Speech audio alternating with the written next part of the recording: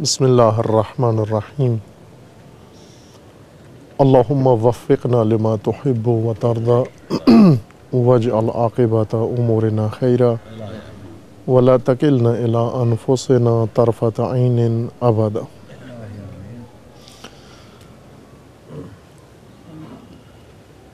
خداوند تبارک و تعالیٰ کی بارگاہ میں شکر گزار ہیں کہ یہ توفیق و سعادت نصیب ہوئی ہے آج اس مقام پر، اس مدرسہ علمیہ میں علماء کرام، ائمہ محترم جمعہ و جماعت اور مبلغین کرام، خطباء گرامی و مومنین کی خدمت میں حاضر ہونے کی سعادت و اعزاز نصیب ہوا ہے۔ بہتر یہ تھا کہ سب حضرات باری باری اپنے تئیں اپنا اظہار خیال کرتے تاکہ ہمارے علم میں بھی اضافہ ہوتا اور علاقے کی صورتحال سے اور آپ کے مسائل سے زیادہ دقیق آشنائی ہوتی۔ باہر کے وقت کی قلت ہے، کمی ہے۔ میرے ذہن میں بھی کچھ گزارشات ہیں جو آپ کی خدمت میں پیش کرنی ہیں، کچھ زیادہ ہیں لیکن ظاہر ہے اتنا وقت نہیں ہے جتنی گزارشات ہیں۔ پھر کبھی توفیق ملی تو اگلی قسط اس کی عرض کی جائے گی۔ سب سے پہلا نقطہ جو میں آپ عزیزان کی خدمت میں عرض کروں گا وہ یہ کہ اگرچہ عوام ہمارے مومنین لوگ علماء کا اس طرح سے مقام اور اس مقام کی قدردانی نہیں کرتے، یا بعض نہیں کرتے، کم از کم اگر بعض کرتے ہیں تو بعض دیگر نہیں کرتے، اس میں کوئی حیرت کی بات یا پریشانی کی بات نہیں ہے کہ کچھ لوگ عالم کے مقام کو تسلیم نہیں کرتے یا لائق و شایان شان مقام عالم ان کا احترام نہیں کرتے۔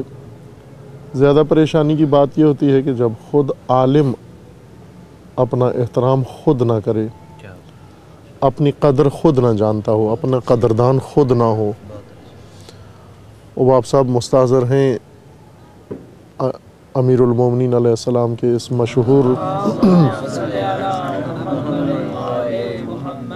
مشہور کلام کی طرف نورانی جملہ جو حضرت کا منقول ہے، نہج البلاغہ میں بھی ہے و دیگر حدیثی مجموعوں کے اندر موجود ہے کہ کفا بالمرء جہلا ان لا یعرف قدرہ، انسان کی جہالت کے لیے یہی کافی ہے کہ اسے اپنی قدر نہ معلوم ہو، اپنا قدردان خود نہ ہو۔ وہ اپنے قدردان ہونے سے مراد قطعاً عجب نہیں ہے، خود پسندی و خودخواہی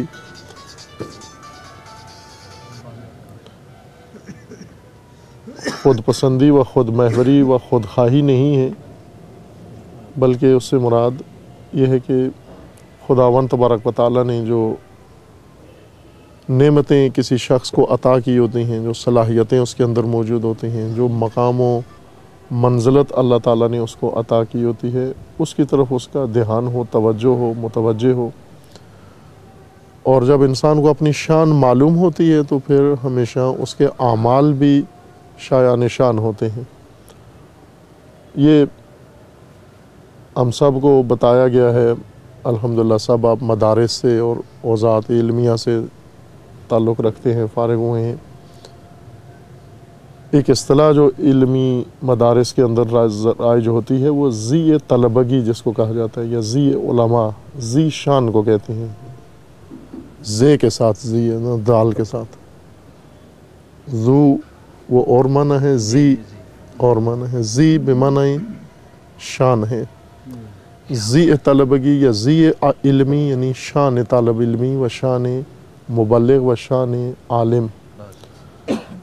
ظاہر ہے جب عالم کو اپنی شان کا علم ہو، اپنی ذی کا علم ہو، اپنی حیثیت کا علم ہو، اپنی شخصیت کا علم ہو، مقام جو اللہ تعالیٰ نے اس کو عطا کیا ہے، تو سب سے پہلے خود اپنا قدردان ہوتا ہے، اپنی قدر جانتا ہے، اور پھر اس کے بعد لوگ اس کے قدردان ہوتے ہیں۔ بعض اوقات جو شخص اپنی شان و اپنی ذی کو نہیں جانتا، متوجہ نہیں ہے، خلاف شان اعمال بھی انجام دیتا ہے اور شایع نشان عمل نہیں کرتا، نتیجہ یہ ہوتا ہے کہ دوسروں کی نگاہوں میں بھی اس کی وہ قدر و منزلت نہیں ہوتی جو ہونا چاہیے۔ ایک بے حیثیت عالم آپ کا مقام ہے جو بہت عظیم ہے، روایات کے اندر، قرآن مجید میں حتیٰ و روایات میں معصومین علیہ السلام نے اس مقام کو بہت عظیم گردانا ہے۔ اصول شریف کافی میں مرحوم کلینی رحمۃ اللہ علیہ نے پورا باب ایک منعقد کیا ہے اسی عنوان سے۔ اس کتاب کا نام ہی رکھا ہے کتاب و فضل العالم والعلم والعالم، فضائل علم و عالم کے اندر وہ حتماً پڑھیں وہ روایات۔ ہر عالم کے لیے، مبلغ کے لیے وہ روایات پڑھنا ایک بنیادی سلیبس ہے ہمارے لیے، وہ روایات جن میں قدر و منزلت بھی بیان کی گئی ہے، ذمہ داریاں بھی بیان کی گئی ہیں اور آفات بھی ذکر کی گئی ہیں کہ ایک عالم کا مقام کیا ہوتا ہے اور ایک عالم کے ذمہ داریاں کیا ہیں، فرائض کیا ہیں اور کون سے امور ہیں جن امور سے اسے بچنا چاہیے، آفات ہیں عالم کے لیے و علم کے لیے۔ روایات زیادہ ہیں، آپ کے ذہن شریف میں موجود ہیں، میں ان روایات کی طرف اشارہ نہیں کرتا، صرف اتنی درخواست ہے کہ حتماً ان کو پڑھا کریں، بار بار پڑھا کریں، کم از کم مہینے میں ایک دفعہ اس پورے باب کا مطالعہ کرنا چاہیے ہم سب کو۔ اس سے بہت ساری چیزیں ہمارے ذہنوں میں زندہ ہو جاتی ہیں، ہمیں دھیان ہو جاتا ہے کہ ہماری جو صنفی شناخت ہے وہ کیا ہے، ہم کس صنف سے تعلق رکھتے ہیں، کس طبقے سے تعلق ہے ہمارا، اور اس کی صنفی و طبقاتی شان و منزلت و ذمہ داریاں ان روایات سے حاصل ہو جاتی ہیں۔ خوب ان روایات کے اندر موجود ہے کہ ایک عبادت گزار سے بارہا درجے عالم کا درجہ بلندتر ہوتا ہے، اور خصوصاً وہ عالم جو خدا کے لیے پڑھتا ہے، خدا کے لیے پڑھاتا ہے، وہ خدا کے لیے عمل کرتا ہے، اس کے لیے بہت عظیم مقام گردانا گیا ہے روایات کے اندر۔ اسے روایت کی تعبیر کے مطابق ہے کہ فقط دعی فی ملکوت السماوات عظیمہ، ملکوت آسمانوں میں اس کو بہت عظیم سمجھا جاتا ہے۔ ملکوت اور آسمان دونوں خود مقام ہے عالی، اور ان میں ایک عالم یا مبلغ یا طالب علم کو عظیم گردانا جاتا ہے۔ اور درین حال چونکہ علماء ہی وارثان انبیاء ہیں، وارثان ائمہ اطہار ہیں، امناء ہیں دین کے، خدا کے، اور جس طرح انبیاء کے فرائض ان کے اوپر عائد کیے گئے تھے، بائیں کہ ملکوتی مقام انبیاء کا بہت عظیم ہے، سماوی مقام انبیاء کا بہت عظیم ہے، لیکن ان کو بھی اسی خاک پہ بھیجا گیا کہ اس خاک میں جا کر لوگوں کی ہدایت کرے، اور جو خاک میں آ کر لوگوں کی ہدایت کرے گا یقیناً اسے سخت امتحانوں میں جانا ہے۔ اور ہم قرآن مجید میں بھی دیکھیں، جب رسول اللہ صلی اللہ علیہ وآلہ وسلم کو لوگ ستاتے تھے،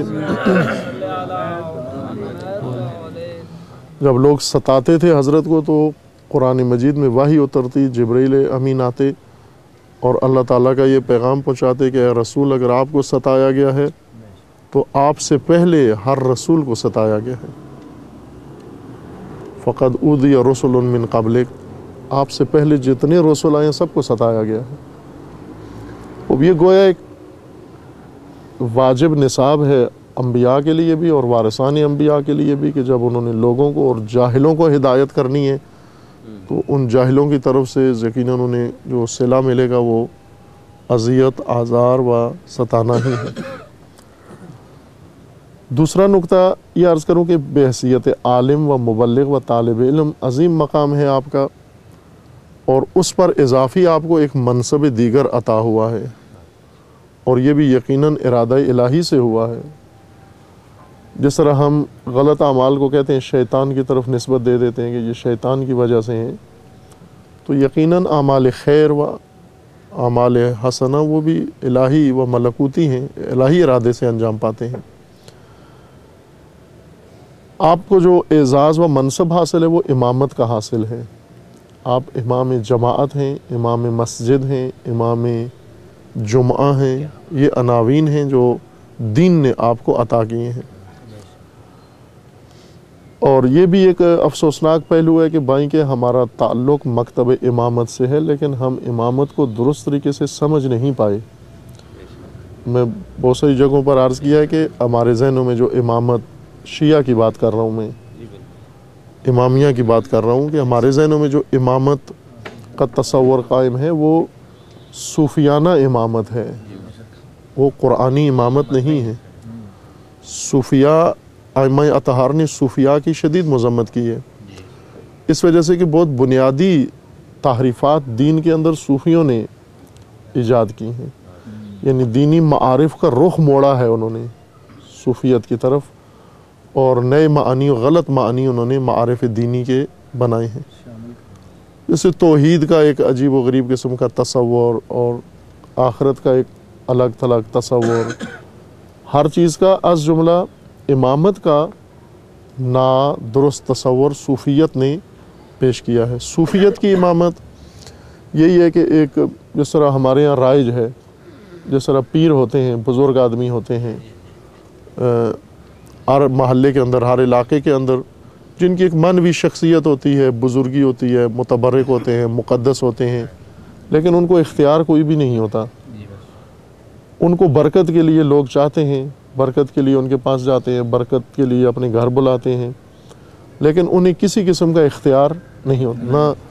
نہ لوگوں کی زندگی میں ان کا کوئی اختیار ہے، نہ لوگوں کی معیشت میں ان کا اختیار ہے، نہ لوگوں کی معاشرت میں ان کا اختیار ہے، نہ سیاست میں ان کا اختیار ہے، نہ تعلیم میں ان کا اختیار ہے، نہ گھریلو سماجی مسائل میں ان کا کوئی عمل دخل نہیں ہوتا. وہ معنوی شخصیات ہوتی ہیں اور اچھے نیک لوگ ہوتے ہیں، اپنے گھروں کے اندر تسبیح و ذکر و فکر میں مشغول ہوتے ہیں. کوئی بیمار ہو جائے ان سے دم پڑوانے آ جاتا ہے، ان کوئی اور عمل کرنا، ان سے برکت حاصل کرنے کے لیے ان سے تمسک کیا جاتا ہے، لیکن اس سے زیادہ ان کا کوئی عمل دخل نہیں ہوتا. یہ تصور صوفیت کا ہے. آپ دیکھیں صوفیت کی تعبیریں جو ہیں، قطب ہے، ابدال ہیں، اور اس طرح کی شخصیات جو غار نشین ہیں، خانہ نشین ہیں، گوشہ نشین ہیں، اور کوئی ان کے اوپر ذمہ داری نہ تبلیغ کی، نہ امر بالمعروف کی، نہ تعلیم کی، نہ تربیت کی، کچھ بھی عائد نہیں ہوتی، لیکن ہوتے بہت لوگوں کی نظروں میں بہت عظیم انسان ہوتے ہیں. حتیٰ جب مر جاتے ہیں تو ان کی قبریں بہت مقدس ہو جاتی ہیں. یہ صوفیت کا نظریہ امامت اس طرح کا ہے کہ امام کون ہوتا ہے؟ امام وہ قطب عالم ہوتا ہے، ابدال عالم ہوتا ہے، وہ سب اسی کے ذریعے سے چل رہا ہوتا ہے، لیکن اس کا اختیار کوئی بھی نہیں ہوتا. یہ کس طرح سے تشیع کے اندر یہ تفسیر امامت کی داخل ہو گئی کہ آج اگر آپ ٹٹولیں جستجو کریں تو ہمارے ذہنوں میں اندر سے امامت کا مفہوم یہی نکلتا ہے، جبکہ قرآنی امامت بالکل الگ مفہوم ہے اس کا. قرآنی امامت کا مطلب حاکمیت، قرآنی امامت کا مطلب سرپرستی، قرآنی امامت کا مطلب ولایت، قرآنی امامت کا مطلب اختیارات، قرآنی امامت کا مطلب لوگوں کی ہدایت، قرآنی امامت کا مطلب ذمہ داری، قرآنی امامت کا مطلب یعنی رسالت الہی انجام دینا، لوگوں کو رہنمائی کرنا، نجات کا ان کا سامان کرنا. یہ قرآنی امامت ہے. بس صوفیت کی امامت ایک الگ چیز ہے اور قرآنی امامت الگ چیز ہے.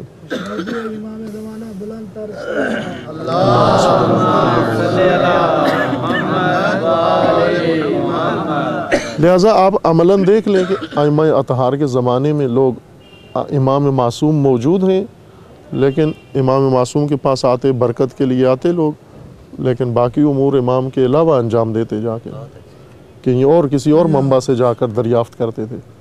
آج ہم لوگ بھی ایسے ہی ہیں، ہم بھی امامت سے کچھ حاصل نہیں کرتے، نہ امامت کی طرف جاتے ہیں، نہ امامت کی طرف رجوع کرتے ہیں، اور اس کے بجائے ہم مثلا سیاست میں فاسق فاجر لوگوں کے پیچھے چلتے ہیں، معیشت میں دوسرے ہمارے رہنما ہیں، تعلیم دوسرے ہمارے متولی ہیں، پوری زندگی ہماری دوسروں کے اختیار میں ہے، لیکن اس زندگی میں معنویت پیدا کرنے کے لیے ہم ائمہ اطہار کا بیچ میں نام لے لیتے ہیں. اس طرح سے تو امامت پہ ایمان نہیں ہوتا. امامت کا مطلب یہ ہے کہ آپ مکمل طور پر آپ کی حیات و زندگی ان کے اختیار میں ہے اور انہوں نے رہنمائی کرنی ہے آپ کی. اور یہی امامت جس طرح ولایت ہے، خداوند تبارک و تعالیٰ نے نظام ولایت مقرر کیا ہے اور خود بے حیثیت ولی خدا کی ذات مخلوق کی ہدایت کر رہی ہے۔ اللہ ولی الذین آمنوا، خدا کی ذات ولی ہے۔ انما ولیکم اللہ ورسولہ، خداوند تبارک و تعالیٰ ولی ہے، رسول بھیجے ہیں اور رسول کو بھی منصب ولایت دیا ہے کہ ولی بنا کر بھیجا ہے۔ والذین آمنوا الذین یقیمون الصلاۃ، خوب یہ سب یعنی ان کو بھی ولی بنایا ہے۔ والد کو خداوند تبارک و تعالیٰ نے اولاد کا ولی بنایا ہے۔ والد کو کئی حیثیتیں مل سکتی تھیں، لیکن جو دینی عنوان والد کو دیا گیا ہے وہ ولی کا ہے، ولی ہے اپنی اولاد کا۔ لیکن ہم گھروں میں دیکھتے ہیں کہ والد ولایت نہیں کرتا۔ آپ شاید آپ کے تجربے میں ہو، ایسے میں جستجو میں ہوں ایسے والد کی اور والدین کی جو بے حیثیت ولی و اولیاء اپنی اولاد کے لیے ولی بنے ہوئے ہیں گھر کے اندر، یعنی واقعاً ولایت اعمال کرتے ہیں اپنی اولاد کے اوپر۔ ولی نہیں ہیں بلکہ کیا ہیں؟ ڈکٹیٹر ہیں، مستبد ہیں، آمر ہیں، جبار ہیں اولاد کی نسبت، یا بالکل لا تعلق ہیں، بے پرواہ ہیں، یا حد اقل یہ کہ گھروں کے اندر والد بے حیثیت ولی اولاد کے ساتھ رابطہ نہیں رکھتا۔ اور رابطہ ہے ہمارا کلچرل رابطہ ہے، ہمارا تہذیبی رابطہ ہے۔ نتیجہ یہ ہوا کہ بچہ گھر سے ولایت کا مزہ نہیں چکھتا، والد کی طرف سے ولایت کا مزہ نہیں چکھتا، جبکہ آپ دیکھتے ہیں کہ ولی صغیر، ولی طفل، ولی اولاد، آپ جب بھی نکاح کا وقت آتا ہے، جی ولی کہاں ہے، لڑکی کا ولی کہاں ہے، میت جب ہوتا ہے تو اس وقت ولی یاد آتا ہے، کس کا ولی کہاں ہے۔ اب یہ ساری زندگی اس بچے کی ولایت کے سپرد کی گئی ہے۔ اور باپ وہیں کہ معصوم نہیں ہے، باپ کسی کا باپ معصوم نہیں ہے، بلکہ گناہ کار باپ ہے۔ انہی گناہ کار باپ کو ولی بنایا دین نے۔ بے شک عالم نہیں ہے، جاہل ہے، جو کچھ بھی ہے، لیکن دین نے جو حیثیت دی ہے اس کو وہ ولی کی حیثیت دی ہے کہ تو گھر میں اپنی اولاد کے لیے ولی بن کر رہے۔ اب اسی طرح یہ میں نے مثال دی تھی، تشبیہ دی تھی اس مطلب کے لیے کہ خوب عالم دین و مبلغ دین جو محراب مسجد میں امامت کے فرائض انجام دیتا ہے، یا جمعہ کے محراب میں جمعہ کی امامت کے فرائض انجام دیتا ہے، اسے بھی منصب امامت عطا کیا گیا ہے۔ البتہ نہ وہ امامت جو عصمت کے ساتھ مربوط ہے اور جس کا لازمہ عصمت ہے، وہ امامت نہ، جس طرح عرض کیا کہ اللہ کی ذات ولی ہے، رسول اللہ ولی ہیں، اور ائمہ اطہار و اولی الامر ولی ہے، اور گھر میں والد بھی ولی۔ تو فقہی اصطلاحیں آپ سب جانتے ہیں، آشنا ہیں۔ عوام کے سامنے یہ بات کرتے ہوئے ذرا مشکل ہوتا ہے ان کو سمجھانا، علماء کے سامنے تو آسان ہے، آپ سمجھتے ہیں فقہی اصطلاحات ساری، کہ گھر میں باپ کو ولایت حاصل ہے، باپ اگر اجازت نہ دے اولاد شادی نہیں کر سکتی، باپ اگر اجازت نہ دے اولاد بہت سارے کام نہیں کر سکتی، یہی ولایت ہے اس کی، یعنی حق تصرف ہے، اس کو سرپرست ہے یہ اس کا۔ اسی طرح ایک عالم دین کو جب وہ امامت سنبھال لیتا ہے تو اس کو دین نے جو عنوان و لقب دیا ہے، عہدہ دیا ہے، وہ امامت کا دیا ہے کہ آپ امام جماعت ہو۔ شرعی عنوان ہی امام ہے، امام جماعت۔ پیش نماز ترجمہ ہے اس کا، پیش نماز دینی اصطلاح نہیں ہے، امام کا ترجمہ ہے۔ اصل جو فقہی اصطلاح ہے وہ کیا ہے؟ مثلا شکیات میں آپ پڑھتے ہیں شک امام، شک ماموم، امام و ماموم کی اصطلاح چلتی ہے۔ خوب یہ امامت جو عنوان دیا گیا ہے یہ کوئی مقصود تھا دین کا، اس وجہ سے اس کو امام کا لقب و امام کا منصب و امام کا عہدہ دیا گیا ہے کہ یہ جماعت کا امام ہے، مسجد کا امام ہے، جمعے کا امام ہے، عوام کا امام ہے، اپنے اپنے محلے میں، اپنی اپنی گلی میں، جو انہی میں سے ہے، معصوم بھی نہیں ہے، کچھ پڑھا لکھا ہے، کچھ چیزیں نہیں جانتا اور لغزشیں بھی اس سے ہوتی ہیں، اس کے باوجود عنوان امامت عطا کیا گیا۔ ہم نے عرض کیا کہ صوفیانہ امامت ہم نے بیان بھی کی اور سنی بھی۔ نتیجہ یہ ہوتا ہے کہ آج لوگوں کے ذہنوں میں یہ ہے کہ مثلا کہتے ہیں امام خمینی کو امام کیوں کہتے ہیں؟ اور دین تو پیش نماز کو بھی امام کہتا ہے، امام جمعہ کو بھی امام کہتا ہے، امام جماعت کو بھی امام کہتا ہے، دین تو امام کہتا ہے، ان سب کو دین نے عنوان دیا امام کا۔ خود ائمہ اطہار نے یہ عہدہ دیا ہے ان کو کہ آپ بھی امام ہو لوگوں کے، امام جماعت ہو، امام مسجد ہو، امام جمعہ ہو آپ کو. لیکن وہ صوفیانہ امامت جو ہمارے ذہنوں میں بیٹھی ہے اس میں وہ ہمارے لیے مشکل ہے کہ امام خمینی کو امام کیوں کہتے ہیں. بری امام کو بے شک کہہ لیں، امام خمینی کو امام نہ کہیں. مثلا بر محمد و آل محمد صلوات.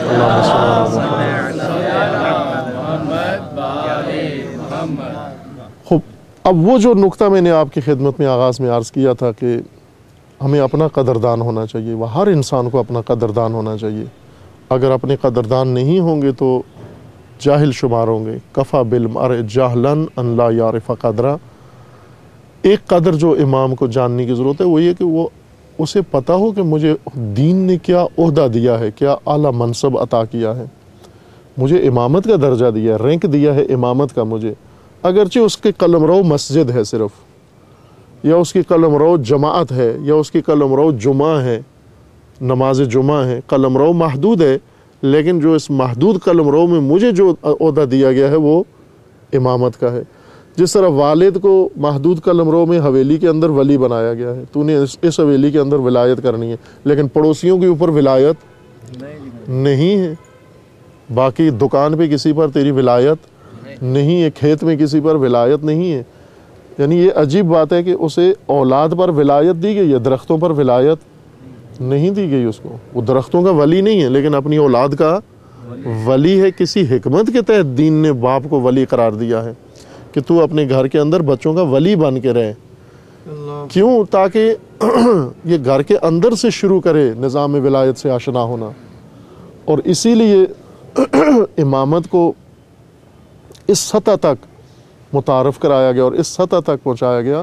تو آپ در حقیقت جو حامل منصب امامت جماعت و امامت جمعہ و امامت مسجد ہیں، سب سے پہلی چیز جو ہمیں نظر میں رکھنی چاہیے وہ اس امامت کا برہم رکھنا ہے، اس امامت کا قدردان ہونا ہے، اس عہدے کا قدردان ہونا ہے کہ عظیم ترین منصب کسی بھی معاشرے کے اندر امام جماعت کا ہے، امام مسجد کا ہے و امام جمعہ کا ہے.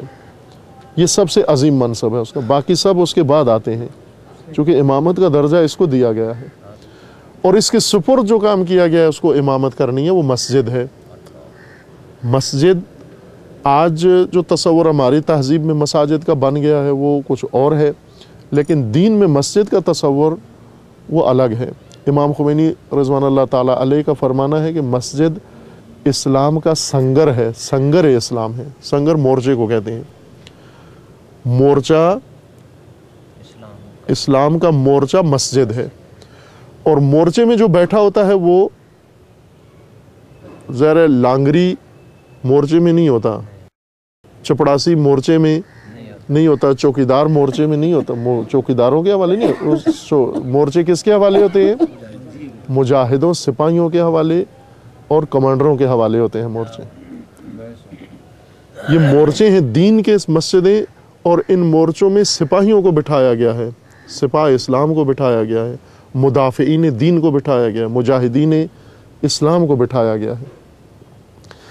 امام خمینی رضوان اللہ تعالیٰ علیہ کا ایک اور خوبصورت تحلیل مسجد ہی کے بارے میں، ایک تو یہ نقطہ ہے، اور ایک امام نے یہ پہلی دفعہ میں نے امام رضوان اللہ تعالیٰ علیہ سے ہی سنا، شاید کسی اور نے بھی کہا ہو لیکن میرے علم میں مطالعے میں نہیں آئی چیز، ممکن ہے آپ کے علم میں ہو.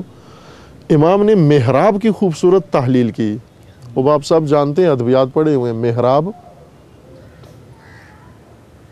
حرب سے ہے نا جی، حرب سے ہے جی، حرب سے ہے، اور حرب جنگ کا معنی ہے اس کا. تو محراب مقام حرب، مقام جنگ، مقام رزم. آپ ان عناوین کو دیکھیں جو دین نے مقرر کیے ہیں. محراب، مورچہ، سنگر اور مجاہد و امام، یہ سیٹ اپ ہے جو دین نے بنایا ہے کہ اس محراب میں، اس جنگ کے مقام پر ایک عظیم کمانڈر دین کا، ایک عظیم سپاہی دین کا، مجاہد دین کا کھڑا کرنا ہے. میں نے بعض دیگر جگہ پر بھی علماء کی خدمت میں یہ عرض کیا ہے کہ آپ इस्लाम के ख़त मुक़द्दम फ्रंट लाइन, वो मोर्चे जो पहली फ्रंट मोर्चे होते हैं ना, बिल्कुल दुश्मन के रूबरू जो मोर्चे होते हैं, उन मोर्चों के सिपाही आप हो। मदरसों में जो बैठे हुए हैं वो छौनियाँ हैं, ट्रेनिंग सेंटर हैं, और छौनी हमेशा शहर के अंदर होती है, बॉर्डर पे नहीं होती। मदरसे बॉर्डर नहीं संभाल रहे हैं, बॉर्डर पे जो फौज होती है वो अहम होती है, मुल्क उसने बचाना होता है। अगर बॉर्डर की फौज ना लड़े तो छौनी पर भी कब्जा हो जाता है, क्योंकि छौनी में क्या होता है, डिपो होता है, किचन होता है, मेस होता है, ये चीज़ें होती हैं, क्लासरूम होता है, क्लासें होती हैं, ट्रेनिंग होती है, तजर्बा होता है। छौनियों में ये काम होते हैं। छौनियों में तो जंग नहीं होती, जंग होती है महाजों पे। महाज किसके सुपुर्द किया गया है? महाज जहाँ सामने दुश्मन है और इधर मुदाफ़े दीन, वो महाज इमाम जमाअत, इमाम जुम्आ व इमाम मस्जिद के सुपुर्द किया गया है। इस मोर्चे में इसको ला के खड़ा किया गया है कि आप इस मोर्चे के लायक हो और इसको आपने संभालना है। उलमाए हक अपना सेहत और सलामती सलावत।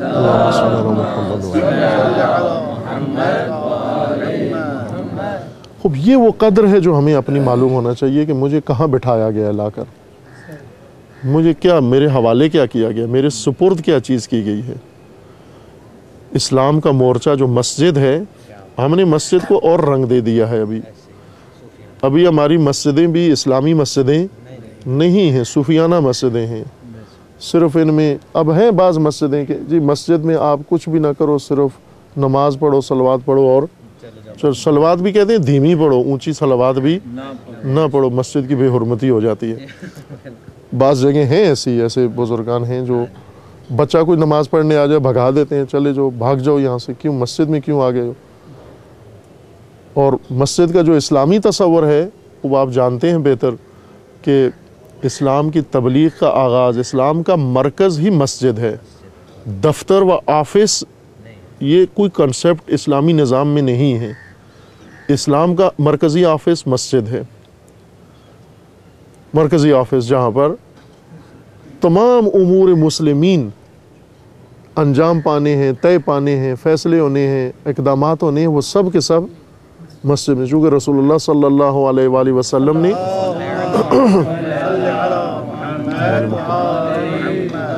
मस्जिद ही बनाई और मस्जिद के ज़रिए से जिहाद भी किया, मस्जिद से तबलीग भी की, मस्जिद के ज़रिए उम्मत बनाई, मस्जिद के ज़रिए इमामत की, मस्जिद ही के ज़रिए सब कुछ किया। और जब तक मस्जिद मजबूत नहीं होगी और मस्जिद में बैठा हुआ सिपाही वो फ़ाल नहीं होगा, उस इलाके में जहाँ ये मोर्चा नहीं है वहाँ दुश्मन तजावज़ कराता है। चूँकि मोर्चा नहीं है या मोर्चे में कोई नहीं है, या मोर्चे में कम से कम सिपाही नहीं बैठा हुआ, कोई लांगरी बैठा हुआ है। अगर मोर्चे में जाके आम आदमी बिठा दें तो वो तो नहीं दिफा कर सकता, उसे क्या मालूम दिफा कैसे करना है। इस वक्त जैसा आपने यहाँ आगाज़ में जब शुरू हुई थी नशिस्त, तो बाज़ अहबाब ने इजहार ख्याल किया कि आप देखें दुश्मन तजावज़ करके सरहदें फलांग के कहाँ तक आ चुका है, एतकादी सरहदें फलांग के कहाँ तक आ चुका है, अमली सरहदें फलांग के कहाँ तक आ चुका है। इस वक्त सिर्फ तशय्युई को अगर हम देखें पाकिस्तान की हद तक, ना जान महफूज है हमारी, ना मुक़द्दसात महफूज हैं हमारे, ना मराकज़ महफूज हैं हमारे, ना उलमा महफूज हैं हमारे, ना मराजे महफूज हैं हमारे, ना फ़ुक़हा महफूज हैं हमारे, ना इबादतें महफूज हैं हमारी, कुछ भी महफूज नहीं है। कोई चीज़ है, अगर मैं गलत फहमी में हूँ तो आप दूर कर दें कि नहीं ये चीज़ महफूज है, कोई चीज़ महफूज नहीं है। हर चीज़ का मुहासरा हो चुका है। यानी दुश्मन सरहदों से आगे आया और सरहदों से इतना आगे आया कि मराकज़ तक आ पहुँचा। खूब, कहाँ गफलत हुई है, कौन सी फ़ौज थी जिसने अपनी ड्यूटी सही अंजाम नहीं दी। खूब, एक यही कि ये मोर्चे मजबूत नहीं थे। हमारे तहज़ीब में, हमारे माहौल में, हमारे जहनों में मस्जिद की कोई वैल्यू नहीं है, कोई अहमियत नहीं। बाज़ जगह गए हम देखा है 20-20 हज़ार मोमिनीन की आबादी है और मस्जिद सिर्फ 15 आदमियों की गुंजाइश है, छोटा सा एक कमरा। वो सिखों के ज़माने में جب آبا و اجداد نے جس طرح ہوتا ہے نا ابھی ڈیرے میں کے ساتھ اپنی چھوٹی سی مسجد بنا لیتے ہیں ایک کنبے کے لیے گھرانے کے لیے, وہی مسجد ابھی لاہور میں بھی آپ دیکھیں بہت بڑے بڑے پلاٹ ہیں, مسجد اندر چھوٹی سی ہے. مسجد کو اہمیت نہیں دی گئی. خصوصاً تشیع کے اندر دو مطلب جو بہت اہم ہیں جنہیں زندہ کرنا ہے, ایک قرآن اور ایک مسجد. اہل بیت علیہ السلام الحمدللہ بھرپور عقیدت تشیع کے اندر موجود ہے, اور سچی عقیدت ہے, سب کے اندر موجود ہے. ایک دوسرے کے جتنے بھی کرتے رہیں طبقے بنتے رہے, لیکن وہ شیعہ ہی نہیں ہو سکتا جس کے اندر محبت اہل بیت نہ موجود. وہ ایسا مسلمان نہیں ہو سکتا جس کے اندر محبت اہل بیت نہ ہو, عقیدت نہ ہو جس کے اندر. اور وہ شعبہ کسی حد تک ہے, اگرچہ یہ کمی ہے, معرفت اہل بیت نہیں ہے, لیکن عقیدت ہے, محبت شدید ہے, وہ درست و سچی محبت ہے سب طبقات کے اندر, خواہ جس شکل میں جس روپ میں بھی ہوں. معرفت کی کمی ہے, لیکن قرآن کے بارے میں حتی محبت بھی نہیں ہے. یہ دردناک بات ہے بہت. اہل بیت سے محبت ہے, معرفت نہیں ہے, قرآن کی محبت بھی نہیں ہے, اور یہ المیہ ہے. میں خود اپنی مثال دیتا ہوں آپ کو. ایک ماہ رمضان میں کراچی شہر میں میں نے خود جا کے مسجد والوں سے اجازت مانگی کہ اگر آپ اجازت دیں تو میں آپ کی مسجد میں شام کو افطار سے پہلے درس قرآن رکھتا ہوں. تو وہ راضی ہو گئے, کہا ٹھیک ہے آپ رکھ لیں. ان کو لالچ یہ تھی کہ اس حوالے سے مسجد آباد ہو جائے گی, رفت و آمد ہوگی, مومنین آئیں گے تو چلے مسجد میں تھوڑا رش ہو جائے گا. اس وجہ سے دے دی انہوں نے اجازت. اب روز جب درس قرآن شروع ہوا تو اس میں شرکت باقی باہر سے آ کے لوگ کرتے تھے, وہ خود نہیں کرتے تھے متولیان مسجد. یا تو ایک دن وہ مسجد کے جو انجمن تھے اس کے چیئرمین, ٹرسٹ کے یا انجمن کے چیئرمین آئے, اور انہوں نے کہا کہ یہ جو آپ روزے کی حالت میں مومنین کو اور خود بھی تھکاتے رہتے ہو, یہ قرآن, اور یہ فائدہ کیا ہے اس کا قرآن بیان کرنے کا؟ تو میں نے کہا پھر آپ کی نظر میں کیا کروں میں؟ تو کہنے لگے مصائب پڑھا کرو آ کر, بس قرآن بیان کرنے کا کیا فائدہ ہے؟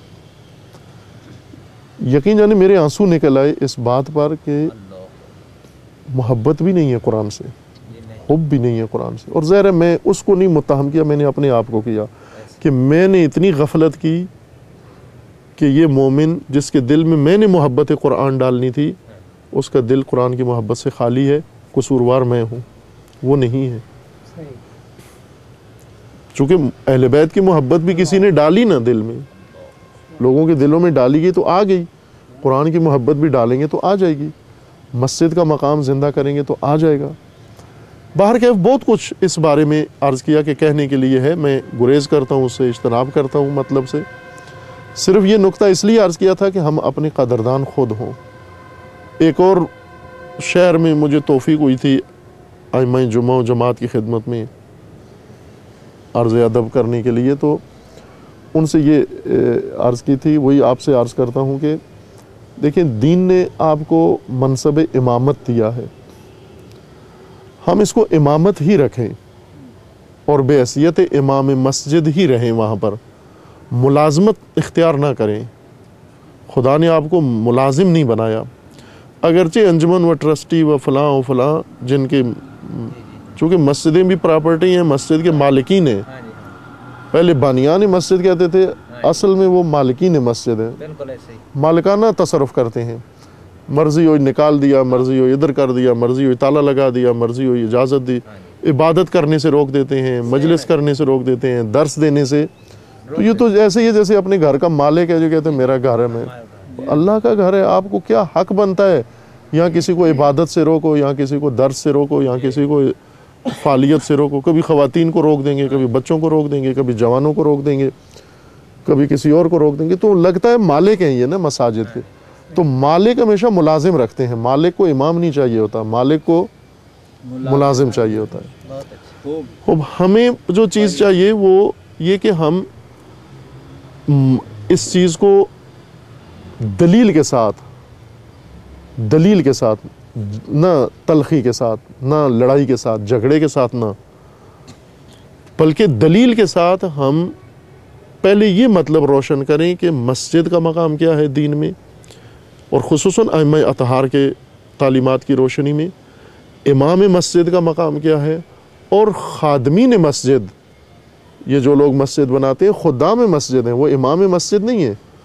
امام مسجد عالم دین ہے، جس نے مسجد بنائی ہے وہ خادم دین ہے، وہ خادم مسجد ہے. جو انجمن میں ہے، جو ٹرسٹی ہے، وہ خادم مسجد ہے، نہ کہ مالک مسجد ہے. لیکن یہ چیزیں سمجھانا پڑیں گی، ان کو باقاعدہ تعلیم دینا پڑے گی، آگاہ کرنا پڑے گا.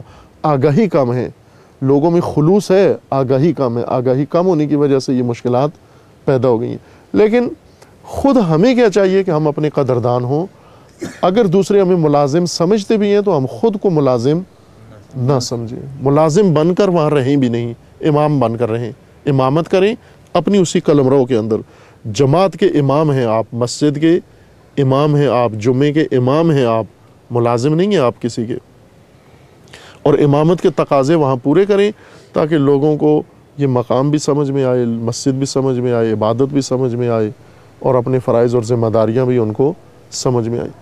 خوب ظاہر ہے ایک دو دن کا کام نہیں ہے. اس کے لیے پہلے خود اس کام کے لیے ایک تبلیغی مہم کی ضرورت ہے چلانے کی، جس کے ذریعے سے ہم مسجد کا مقام لوگوں کے ذہنوں میں روشن کر سکیں. وہ بھی ایک معقول اور سلجھی ہوئی تبلیغ کے ذریعے سے، نہ شدت پسندانہ تبلیغ. شدت پسندانہ تبلیغ وہ تبلیغ نہیں ہوتی، وہ الٹ اثر ہوتا ہے اس کا. مثلا ہیں کچھ روشیں ہیں مبلغین کی، آ کے بیٹھتے ہیں، سنا ہوگا آپ نے بھی، تجربہ ہوگا آپ کا، جو ہی ممبر پہ آ کے بیٹھتے ہیں تو سب کو فاسق، فاجر، کافر، جہنمی اور کیا کیا سرٹیفکیٹ دے کر پھر التماس دعا کر کے چلے جاتے ہیں. خوب ظاہر ہے کہ یہ جو بیٹھے ہوئے ہیں، آپ ان کو جب فاسق و فاجر و کافر و منافق و جہنمی ثابت کر کے جاؤ گے تو وہ تو انبیاء کی بھی بات نہیں سنتے. ایسے طبقات تو جو سرٹیفکیٹ آپ نے بانٹے ہیں تو اس کا مطلب یہ ہے کہ یہ تو انبیاء کی بھی بات نہیں سننے والے ہیں. بھلے یہ ہیں مومنین ہیں، لیکن کون سے مومنین ہیں؟ نادان، جاہل، نہ جاننے والے، کم فہم. ان کو جھنجھوڑنے کی ضرورت ہے، ان کے ساتھ ہمدردی کی ضرورت ہے، نہ تلخی کی ضرورت ہے. جو جتنا جاہل تر ہے اتنا زیادہ مستحق ہے ہمدردی کا، اتنا زیادہ مستحق ہے ہمدردی کا، نرمی کا. اس کے اوپر رحم کھائیں آپ کہ یہ بیچارہ کیا وضع ہو گئی ہے، کیا حالت. جس طرح ایک مریض ہے جو بہت شدید مریض ہے تو کیا ہمیں غصہ آتا ہے اس پر، یہ اتنا کیوں زیادہ مریض ہے؟ اس پر زیادہ رحم آتا ہے. ایک آدمی کہتا ہے میرے سر میں درد ہے، دوسرا کہتا ہے میں ہارٹ پیشنٹ ہوں، تیسرا کہتا ہے میں بالکل موت کے قریب ہوں. تو ہماری ہمدردی کس کے ساتھ ہوتی ہے؟ جو موت کے قریب ہے، چونکہ اس کی بیماری زیادہ سخت ہے. تو اسی طرح جب ہم دیکھیں جاہل آدمی، جو سب سے زیادہ جاہل ہے وہ سب سے زیادہ مستحق ہمدردی ہے آپ کی. قرآن مجید میں خداوند تبارک و تعالیٰ نے رسول اللہ کو جو اہم ترین فریضہ بتایا وہ تبلیغ ہے. دیکھیں آفات یہ ہیں، ابھی آغا صاحب نے اشارہ کیا تھا پہلے گفتگو میں نماز سے پہلے کہ ہمارے جو علماء کرام ہیں وہ زیادہ تر مدارس کو انہوں نے ترجیح دی ہے. اچھا کیا، بڑے مدارس، اچھے مدارس انہوں نے تشکیل دیا، الحمدللہ ان کی خدمات ہیں. ہم خود انہی کا ہی ثمرہ ہیں، انہی کا نتیجہ ہیں. اگر وہ نہ ہوتے تو ہم بھی نہ ہوتے. لیکن ایک چیز چھوڑ دی اور وہ عوام کو اپنے حال پہ چھوڑ دیا، بلکہ جوہال کے حوالے کر دیا. اور مدارس سے کوئی رابطہ علماء کا یا علماء کا رابطہ مدارس سے نہیں رہا. قبلہ معذرت کے ساتھ یہ تھوڑی سی تفسیر کرنا، اذا خاطبهم الجاہلون قالوا سلاما. کئی ہمارے ایسے کرتے ہیں کہ بس سلام کر دو، ان کو ساتھ ہی نہ لگو. عرض کروں گا، ابھی عرض کر رہا ہوں اسی طرح. ایک یہ تصور کہ ہمارے علماء کیوں مدرسوں میں جا بیٹھے ہیں، اس کے پیچھے ایک بہت عجیب داستان ہے، میں اس کی طرف اشارہ کرنا چاہ رہا ہوں. وہ داستان کیا ہے کہ ہمارے جتنے بڑے حوزے گزرے ہیں، پہلے حوزہ علمیہ نجف تھا، اب حوزہ علمیہ قم، مرکزی حوزے. پہلے 1000 سال تک حوزہ علمیہ نجف تھا، پھر اس کے بعد وہ صدامیوں نے اس کو ویران کیا اور حوزہ علمیہ قم آباد ہوا. کہ خدا انشاءاللہ اس کو ہمیشہ اور سب حوزوں کو آباد رکھے انشاءاللہ. اب بھی تک حوزہ علمیہ قم میں یہ تصور موجود ہے، ابھی بھی انقلاب اسلامی کے بعد بھی. کیا کہتے ہیں وہ کہ جو بہت ذہین طالب علم ہے،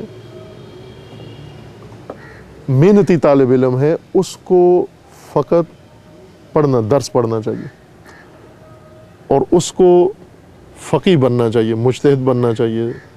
اگر فقیہ مجتہد نہیں بن سکتا تو مدرس بن جائے.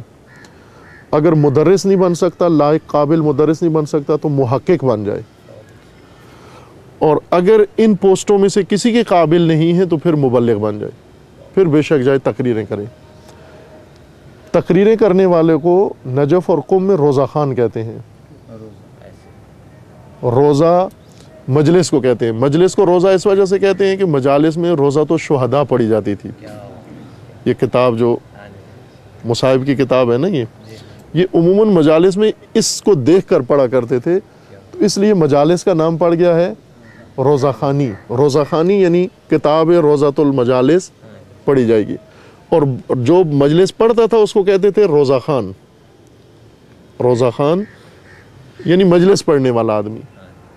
یہ عنوان انہوں نے دیا، جو لوگ ممبر پہ آتے ہیں، تقریر کرتے ہیں، مجلس پڑھتے ہیں، اسے کہتے تھے روزہ خان۔ روزہ خان کون ہوتے ہیں؟ اوزوں کی اصطلاح میں بے سواد، کم پڑھے لکھے، نالائق۔ نالائق طالب علم کو کیا کرنا چاہیے؟ مجلس پڑھنی چاہیے، روزہ خانی کرنی چاہیے۔ لائق اگر ہے تو اس کا وقت ضائع ہوتا ہے، وہ نہیں جانے دیتے تھے، مجلس پڑھنے نہیں جانے دیتے۔ اس وجہ سے بڑے بڑے جو جید علماء ہیں وہ مجلس پڑھنا جانتے ہی نہیں ہیں۔ کیوں؟ مجلس پڑھنا اپنی شایع نشان نہیں سمجھتے، چونکہ جو ہی ہم مجلس پڑھیں گے ہم کیا متہم ہو جائیں گے؟ کامل، روزہ خان، نالائق۔ نہیں کرتے یہ کام، اس وجہ سے نہیں کرتے یہ کام کہ ہم کامل سمجھے جائیں گے۔ اور ایسا ہی ہوتا ہے علمی عوضوں کے اندر، جو مجالس پڑھتا ہے اسے کامل سمجھتے ہیں۔ امام خمینی جب نجف میں گئے، شاہ نے جلا وطن کیا، تو وہاں کچھ لوگوں نے یہ مشہور کیا کہ یہ مجتہد نہیں ہے، روزہ خان ہے، چونکہ امام خمینی تقریریں کیا کرتے تھے، مجلس پڑھا کرتے تھے۔ ابھی کچھ ٹوٹا ہے یہ رواج، تھوڑا تھوڑا، آہستہ آہستہ۔ ایک مرجع تقلید ہیں اس وقت صاحب رسالہ عملیہ ہیں، ہمارے استاد بزرگوار حضرت آیت اللہ جوادی عملی دام ذل العالی، وہ باقاعدہ جس طرح عام خطیب مجلس پڑھتے ہیں، بھائی کہ مرجع تقلید ہیں، مفسر قرآن ہیں، فیلسوف ہیں، ایک بہت شہیر شخصیت ہیں، جانتے ہوں گے آپ میں سے اکثر نے سنا ہوگا، لیکن وہ بیٹھ کر ابھی بھی جب محرم آتا ہے یا مجالس رمضان آتا ہے تو باقاعدہ مجلس پڑھتے ہیں، مصائب پڑھتے ہیں، رلاتے ہیں، ایک مرجع تقلید۔ اور دوسرے کیا کہتے ہیں؟ یہ روزہ خان ہیں۔ عالم بننے کے لیے تقلید تبلیغ نہیں کرنی چاہیے۔ جبکہ قرآن مجید میں ہم دیکھیں کہ رسول اللہ کے لیے جو اہم ترین عناوین استعمال کیے گئے ہیں وہ رسول، یا ایھا الرسول، رسول کے معنی میں ہی تبلیغ شامل ہے، یعنی حامل پیغام۔ رسول یہ اس کے پاس پیغام ہے۔ اور پھر اس کے بعد رسول اللہ کے زبان مبارک سے بھی نقل کیا، وما علینا الا البلاغ یا بلاغ المبین، یا ایھا الرسول بلغ، تبلیغ کریں آپ۔ تبلیغ عہدہ اصلی ہے، مبلغ تبلیغ ذمہ داری اصلی ہے رسول کی و انبیاء کی، جو ہم نے چھوڑ دی۔ ہم ترجیح دیتے ہیں کہ فقیہ بن جائیں، یا فقیہ نہیں بن سکتے تو مدرس بن جائیں، مدرس نہیں بن سکتے تو محقق بن جائیں۔ محقق سے نیچے نیچے آئیں گے تو نالائق شمار ہوں گے۔ اس وقت بھی آپ دیکھیں، آپ اکثر مدارس میں یا بڑے حوزوں کے اندر بہت کم رجوع ہے مبلغ بننے کی طرف، محقق بن رہے ہیں سارے، اپنے ناموں کے ساتھ بھی یہی لکھیں گے، اس طرح کے القابات۔ یہ وجہ بنی ہے کہ عوام جہلا کے سپرد چلے گئے ہیں۔ علماء ان عناوین کی وجہ سے اور ان دلائل سے کہ ہم نالائق نہ کہلائیں، تبلیغ انہوں نے چھوڑ دی۔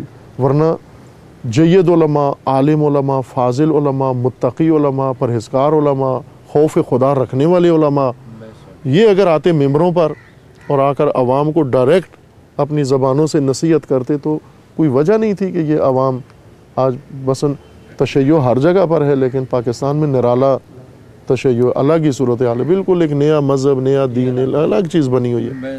اس کی سب سے بڑی وجہ یہ ہے۔ خوب عزیزان، مسائل، اب اشارہ کیا کہ یہ پہلا نقطہ تھا کہ آپ اپنے قدردان ہوں، بے حیثیت طالب علم، بے حیثیت عالم، بے حیثیت مبلغ، بے حیثیت امام جمعہ و جماعت، ان عہدوں کا برہم رکھیں، شان ان کی حفظ کریں آپ۔ ظاہر ہے آپ جب فرنٹ لائن کے مورچوں کے محافظ ہیں تو مشکلات بھی اتنی ہوتی ہیں فرنٹ لائن پر۔ سب سے پہلا حملہ جو ہوتا ہے وہ بیرونی دشمن کی طرف سے نہیں ہوتا، بلکہ جہلاء کی طرف سے ہوتا ہے۔ یعنی وہی جن کو آپ ہدایت کرنا چاہتے ہیں، رسول اللہ کو سب سے پہلا حملہ رسول اللہ پر انہوں نے کیا جن کو رسول اللہ سمجھانا چاہ رہے تھے، ہدایت کرنا چاہ رہے تھے۔ سب سے پہلا حملہ قریش نے کیا جن کو سمجھانا چاہ رہے تھے، ذوالعشیرہ نے کیا جن کو سمجھانا چاہ رہے تھے، پھر اہل مکہ نے کیا جن کو سمجھانا چاہ رہے تھے۔ تو ظاہر سی بات ہے کہ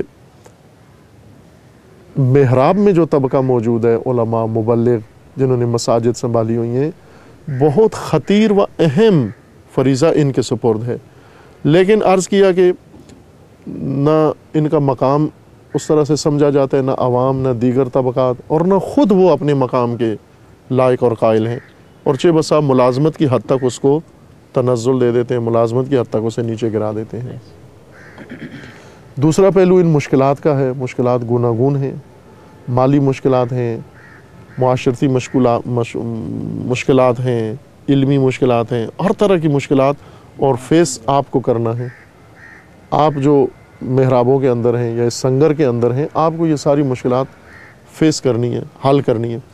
یعنی آپ کو دوسرے لفظوں میں حلال مشکلات عوام بنایا گیا ہے اس مورچے میں، اور اگر وہ خود چیخ رہا ہو کہ مجھے خود روٹی نہیں ملی، مجھے خود کچھ نہیں ملا، میری ہزار مشکلات ہیں، تو لوگ تو کہیں گے جو ہمیں بچانے آیا ہے یہ تو خود زیادہ ہم سے زیادہ مشکلات میں یہ ہے، مبتلا ہے۔ ان کا مشکل کشا بھی تو کوئی نہیں، ایسے ہی ہے، ہر ایک کا ہے، ہر ایک کا مشکل کشا ہے۔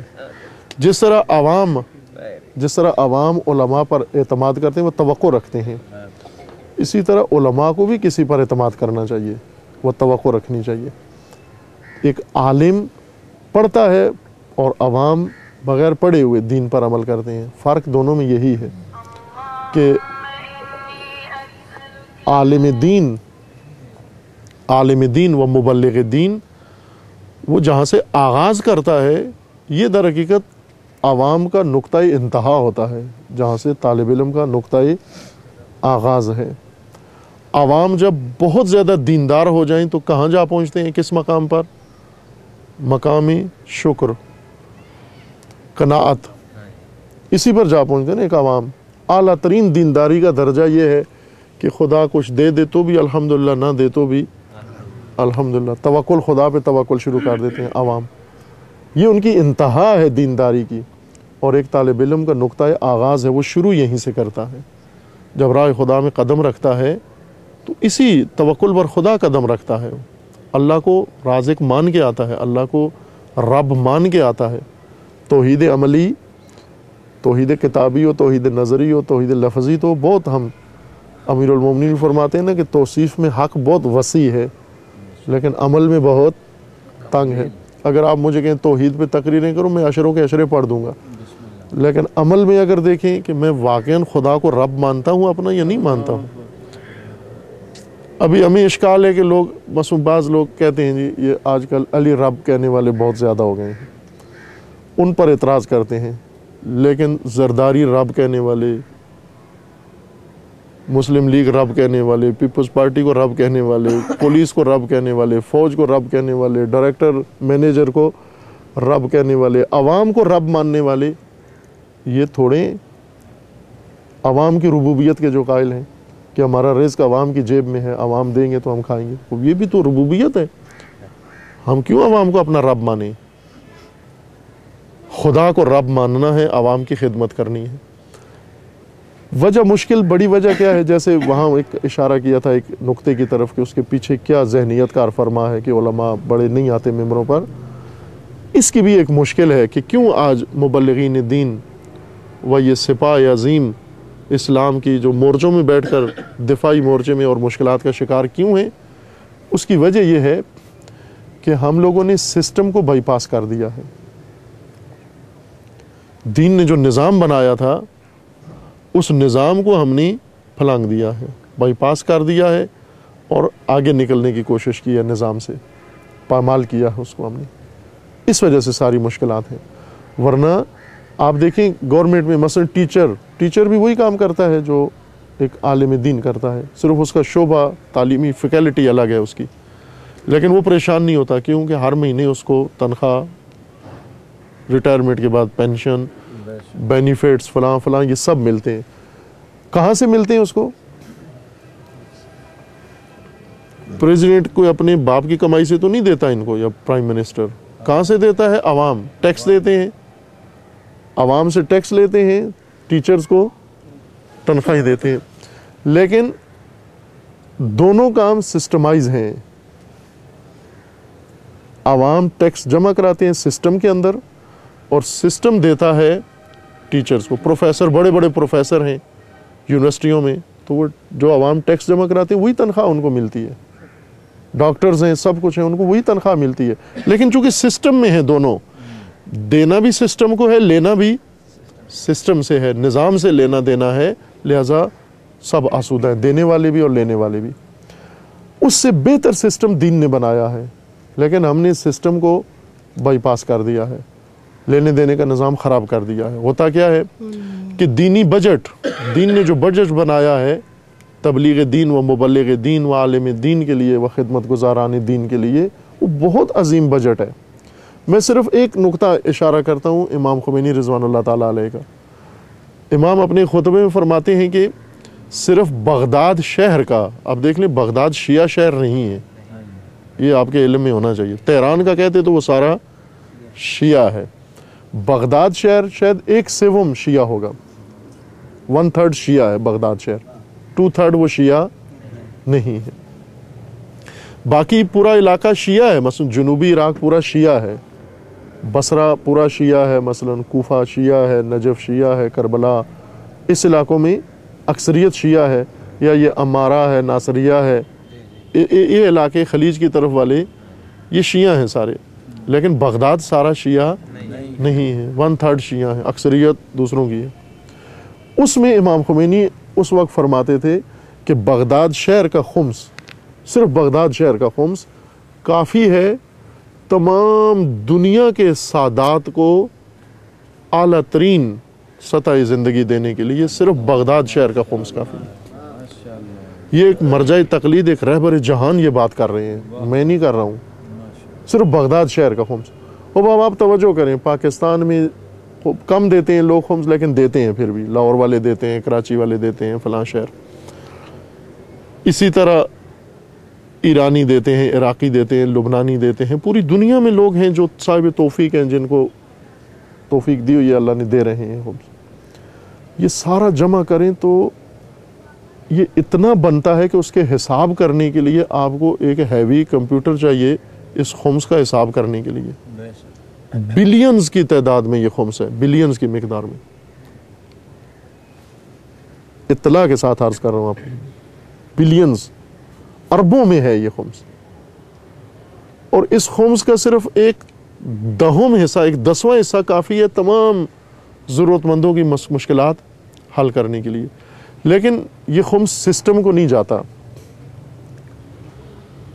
ये खुम्स ऐसे ही जैसे पाकिस्तान का महकमा टैक्स है, वो टैक्स गवर्नमेंट को नहीं जाता, बल्कि वो उड़ा लेते हैं, ऊपर से उड़ा लिया जाता है। इसी तरह ये सिस्टम को नहीं जाता। चूँकि सिस्टम को जाता नहीं है, सिस्टम है भी नहीं है, सिस्टम की तरफ तवज्जो भी नहीं हुई, लिहाजा सिस्टम की तरफ से मिलता भी नहीं है। क्या किया हुआ है? दोनों तरफ बाईपास किया हुआ है हमने उसको। लोग पर्सनल अप्रोच करके खुम्स देने वाले के पास पार्टियां पहुंचाती हैं, वो कहते हैं जी हमें दो ये खुम्स। अपनी एडवर्टाइज कंपनी ले जाते हैं, वो कहते हैं हमें, तो उनको दे देता है। देना किसको है? देना उसको है जिसके पास पहले ही बहुत बड़ी गाड़ी मौजूद है, आखिरी मॉडल गाड़ी मौजूद है, उनको दे देते हैं खुम्स कि ये आप इस्तेमाल करो। क्यों जी? पेट्रोल ज़्यादा लगता है आपका। वो बंदे खुदा, आप इनके पास घर अपना है, गाड़ी अपनी है, इनके पास खुदा का दिया हुआ है, वो दूसरा है उसके। अल्लाह वो दूसरा शख्स है, उसके पास रोटी नहीं है खाने के लिए, उसके पास मकान नहीं है रहने के लिए, उसके पास एक दिन का बच्चों का पेट भरने के लिए कुछ भी नहीं है, और वो भी संगर इस्लाम में बैठा हुआ है, वो भी मोर्चा इस्लाम में बैठा हुआ है। उसका क्या बनेगा? ये है मुश्किलात का असली सबब हमारा, कि बावजूद इसके कि ये बजट दीनी मौजूद है दीन की तबलीग के लिए, लेकिन ये दीनी बजट उन लोगों तक नहीं पहुंचता जो मुबल्लिग दीन है या दीन की खिदमत गुजार है। ये ऊपर ऊपर से उचक लिया जाता है कहीं। आजकल अक्सर लोगों ने खुद इजाज़े ले लिए हैं خمس استعمال کرنے کی. مثلا جو خمس نکالتا ہے اس نے اجازہ بھی لیا ہوا ہے. کیا کام کر رہا ہے کہ وہ جی NGO چلا رہا ہے خمس کے ذریعے سے, پبلک ماڈل سکول چلا رہا ہے, انگلش یہ خمس کے ذریعے سے چل رہے ہیں, انگلش ماڈل سکول خمس کے ذریعے سے چل رہے ہیں. پڑھتا کون ہے بیچ میں؟ پڑھتا ہے ملینئر کا بیٹا, اس کے اندر آ کر پڑھتا ہے. یہ کام ہو رہا ہے. خوب, یہ مشکل کا سبب ہے. میں نے اشارہ کیا کہ مشکل کا یہ سبب ہے. یہ سب مشکلات آگاہی دینے سے حل ہوں گی اور تبلیغ سے حل ہوں گی. آگاہی, تبلیغ جو آگاہی عطا کرے وہ تبلیغ نہ جو مثلا ٹائم پاس کرے. ٹائم پاس کرنے کو تبلیغ نہیں کہتے. مثلا 1 گھنٹہ میں نے تقریر کی اور اس میں کچھ اس طرح کی ٹپیکل باتیں جو رائج باتیں ہر جگہ ہوتی ہیں میں نے بھی کر دیں, یا کسی کی کیسٹ سن کے میں نے بھی یہاں پر آ کر, اور اس کا نام میں نے تبلیغ. ابھی عشرہ, ابھی محرم آنے والا ہے, پورے پاکستان کے اندر لاکھوں عشرے ہوں گے. ان لاکھوں عشروں میں آپ دیکھیں شاید 5 جگہ بھی تبلیغ نہیں ہو رہی ہوگی, سارا ٹائم پاس ہو رہا ہوگا. آگاہی بخش, آگاہی دینے والی تبلیغ کی ضرورت ہے. ایک فرصت جو جس سے ہم تبلیغ کے لیے استفادہ کر سکتے ہیں وہ جمعہ ہے, نماز جمعہ. کہ نماز جمعہ بہت اہم ہے. نماز جمعہ کی فرصت سے فائدہ اٹھانا اور آگاہی عطا کرنا لوگوں کو. ہر جمعہ میں کم از کم لوگوں کا درجہ آگاہی کا بڑھتا جائے, اوپر ہوتا جائے, ہائی ہوتا جائے. یہ مشکلات اس آگاہی بخش و آگاہی دینے والی تبلیغ سے حل ہونے والی ہیں. لیکن سر دست کہ یہ خوب ابھی نہ وہ سسٹم ہے, نہ وہ تبلیغ ہے, نہ وہ آگاہی ہے لوگوں کی, تو ابھی کیا کیا جائے؟ خوب ابھی بھی موجود ہیں, جیسا آپ نے خود چند ایک چیزوں کی طرف اشارہ کیا, ابھی بھی موجود ہیں. ایک بہترین کام یہی ہے جو آج آپ نے کیا ہے, آپس میں اتحاد, مشکلات کے حل کے راستے موجود ہیں. ایک آپس کا تعلق, آپس میں رابطہ. بہت خوبصورت تجویز دی آغا صاحب نے کہ ہر مہینے آپ کا اجتماع ہو. اس جگہ پر ہوا ہے, اگلا اجتماع دوسری کسی جگہ پر ہو, تیسرا اجتماع کسی اور جگہ پر ہو, اور اس اجتماع میں آپ کئی کام کریں. ایک خود اپنی آگاہی بڑھانے کے لیے. آپ کو پتہ ہے کہ سپاہیوں کو ہر سال مشقیں کرائی جاتی ہیں. جو سپاہی جنگی مشقیں نہیں کرتا وہ جنگ نہیں لڑ سکتا. وہ پہلے بھرتی کے وقت جو ٹریننگ لی تھی وہ بھول جاتی ہے, وہ کسی کو یاد نہیں ہوتی. ہر سال اس کو تازہ کیا جاتا ہے, ریفریشر کورس کرائے جاتے ہیں. اور یہاں چونکہ سسٹم ہے نہیں ہے ایسا کوئی, یہ کام آپ خود سے کر سکتے ہیں کہ ایسا انتظام کریں, اہتمام کریں. یہ بات میں یہیں آخر میں عرض کرنا چاہتا تھا, یہاں عرض کر دیتا ہوں میں کہ چونکہ ہمارے یہاں فضا, جس طرح آغا صاحب نے اشارہ کیا, نقوی صاحب چلے گئے, انہوں نے اشارہ کیا کہ مثلا ہم نے یہ میٹنگ رکھی یا نشست رکھی تو کئی مسائل کھڑے ہو گئے. خوب آپ سب جانتے ہیں کہ ہے, چونکہ فضا ماحول ایسا ہے ہمارا, ڈینگی جس ماحول میں ہو تو وہاں ڈنگ بھی رہتا ہے وہاں پر. خوب ہے ایسا ماحول ہمارا, آلودہ ماحول ہے, حسن ظن نہیں ہے, اعتماد نہیں ہے, اعتماد کا شدید فقدان ہے. اور اس کی وجہ سے ہر حرکت مشکوک سمجھی جاتی ہے. جو کام کریں آپ مشکوک ہے. آپ نماز پڑھ رہے ہیں مشکوک ہے, آپ اگر مجلس کر رہے ہیں مشکوک ہے, آپ اگر سوائے غلط کاموں کے باقی سارے کام مشکوک ہیں. اگر غلط کام کریں اس میں کوئی مشکوک نہیں, وہ کہتے ہیں مومن ہے, اپنا مومن ہے, کر رہا ہے, ٹھیک ہے. اگر آپ ڈھول بجائیں, ناچ گانا شروع کر دیں, اس میں کوئی شک و شبہ نہیں کرے گا. آلودہ فضا ہے ہماری, جو ماحول بنا ہوا ہے نا, یہ اس کی بھی اپنی وجوہات ہیں کہ کیوں اتنی آلودگی پیدا ہو گئی ہے کہ ہر مومن, ہر آدمی کے سامنے مشکوک ہو گیا ہے, ہر عالم ہارے کے سامنے مشکوک ہو گیا کہ یہ بہت بڑا نقصان ہے ہمارا. یہ اعتماد کا ٹوٹ جانا یہ بہت بڑا نقصان ہے. اس وجہ سے بہت سارے کام ہیں جو ہو سکتے ہیں.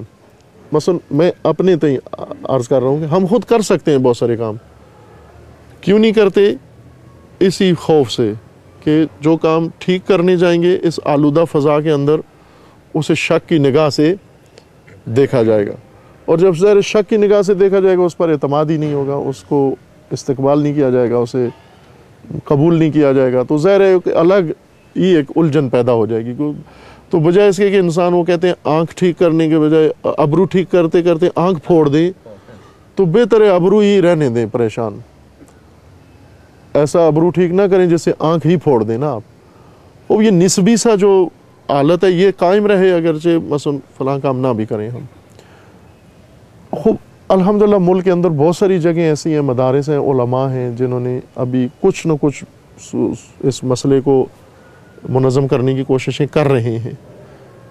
आप ख़ुद सबसे बेहतरीन राय हल ये कि आप ख़ुद इलाके के इन्हीं 2 ज़िलों के अफराद ननकाना और शेखुपुरा के आपस में मुंसलिक हो जाएं, मुत्तहिद हो जाएं, जो जिस सलीके का है, जिस ज़ौक़ का है, जिस जमात का है, रहने दें, एक दूसरे को तोड़े नहीं, जो जिसके साथ वफ़ादारी कायम रहे।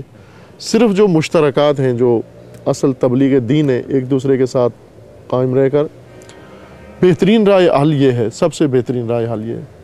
इस सिलसिले में हमसे जो खिदमत हो सकती है वो हाजिर हैं। हम पहल क्यों नहीं करते, उसी खौफ से जो मैंने अर्ज़ किया था, वरना कर सकते थे यहाँ के लिए भी और बहुत सारी और जगहों के लिए बहुत कुछ कर सकते हैं, लेकिन उस खौफ की वजह से कि चूँकि हर चीज़ मशकूक शक की निगाहों से देखी जाती है, अभी वो उतनी फ़ज़ा नहीं है हमारे लिए आमादा के या किसी के लिए भी जो भी कोई कदम उठाएगा उसको अजीब व गरीब किस्म के मसाइल का सामना होगा, तो बजाय इस्लाह की ख़राबी ज़्यादा हो जाती है। लेकिन अगर आप लोग चाहें, ये मशरूत है इस चीज़ से कि अगर आप चाहें, आपका इरादा हो, आप आपस में मिल बैठें, राय हल निकालें और उसमें जो हमसे हो सकती है खिदमत हम हाज़िर हैं आपके लिए।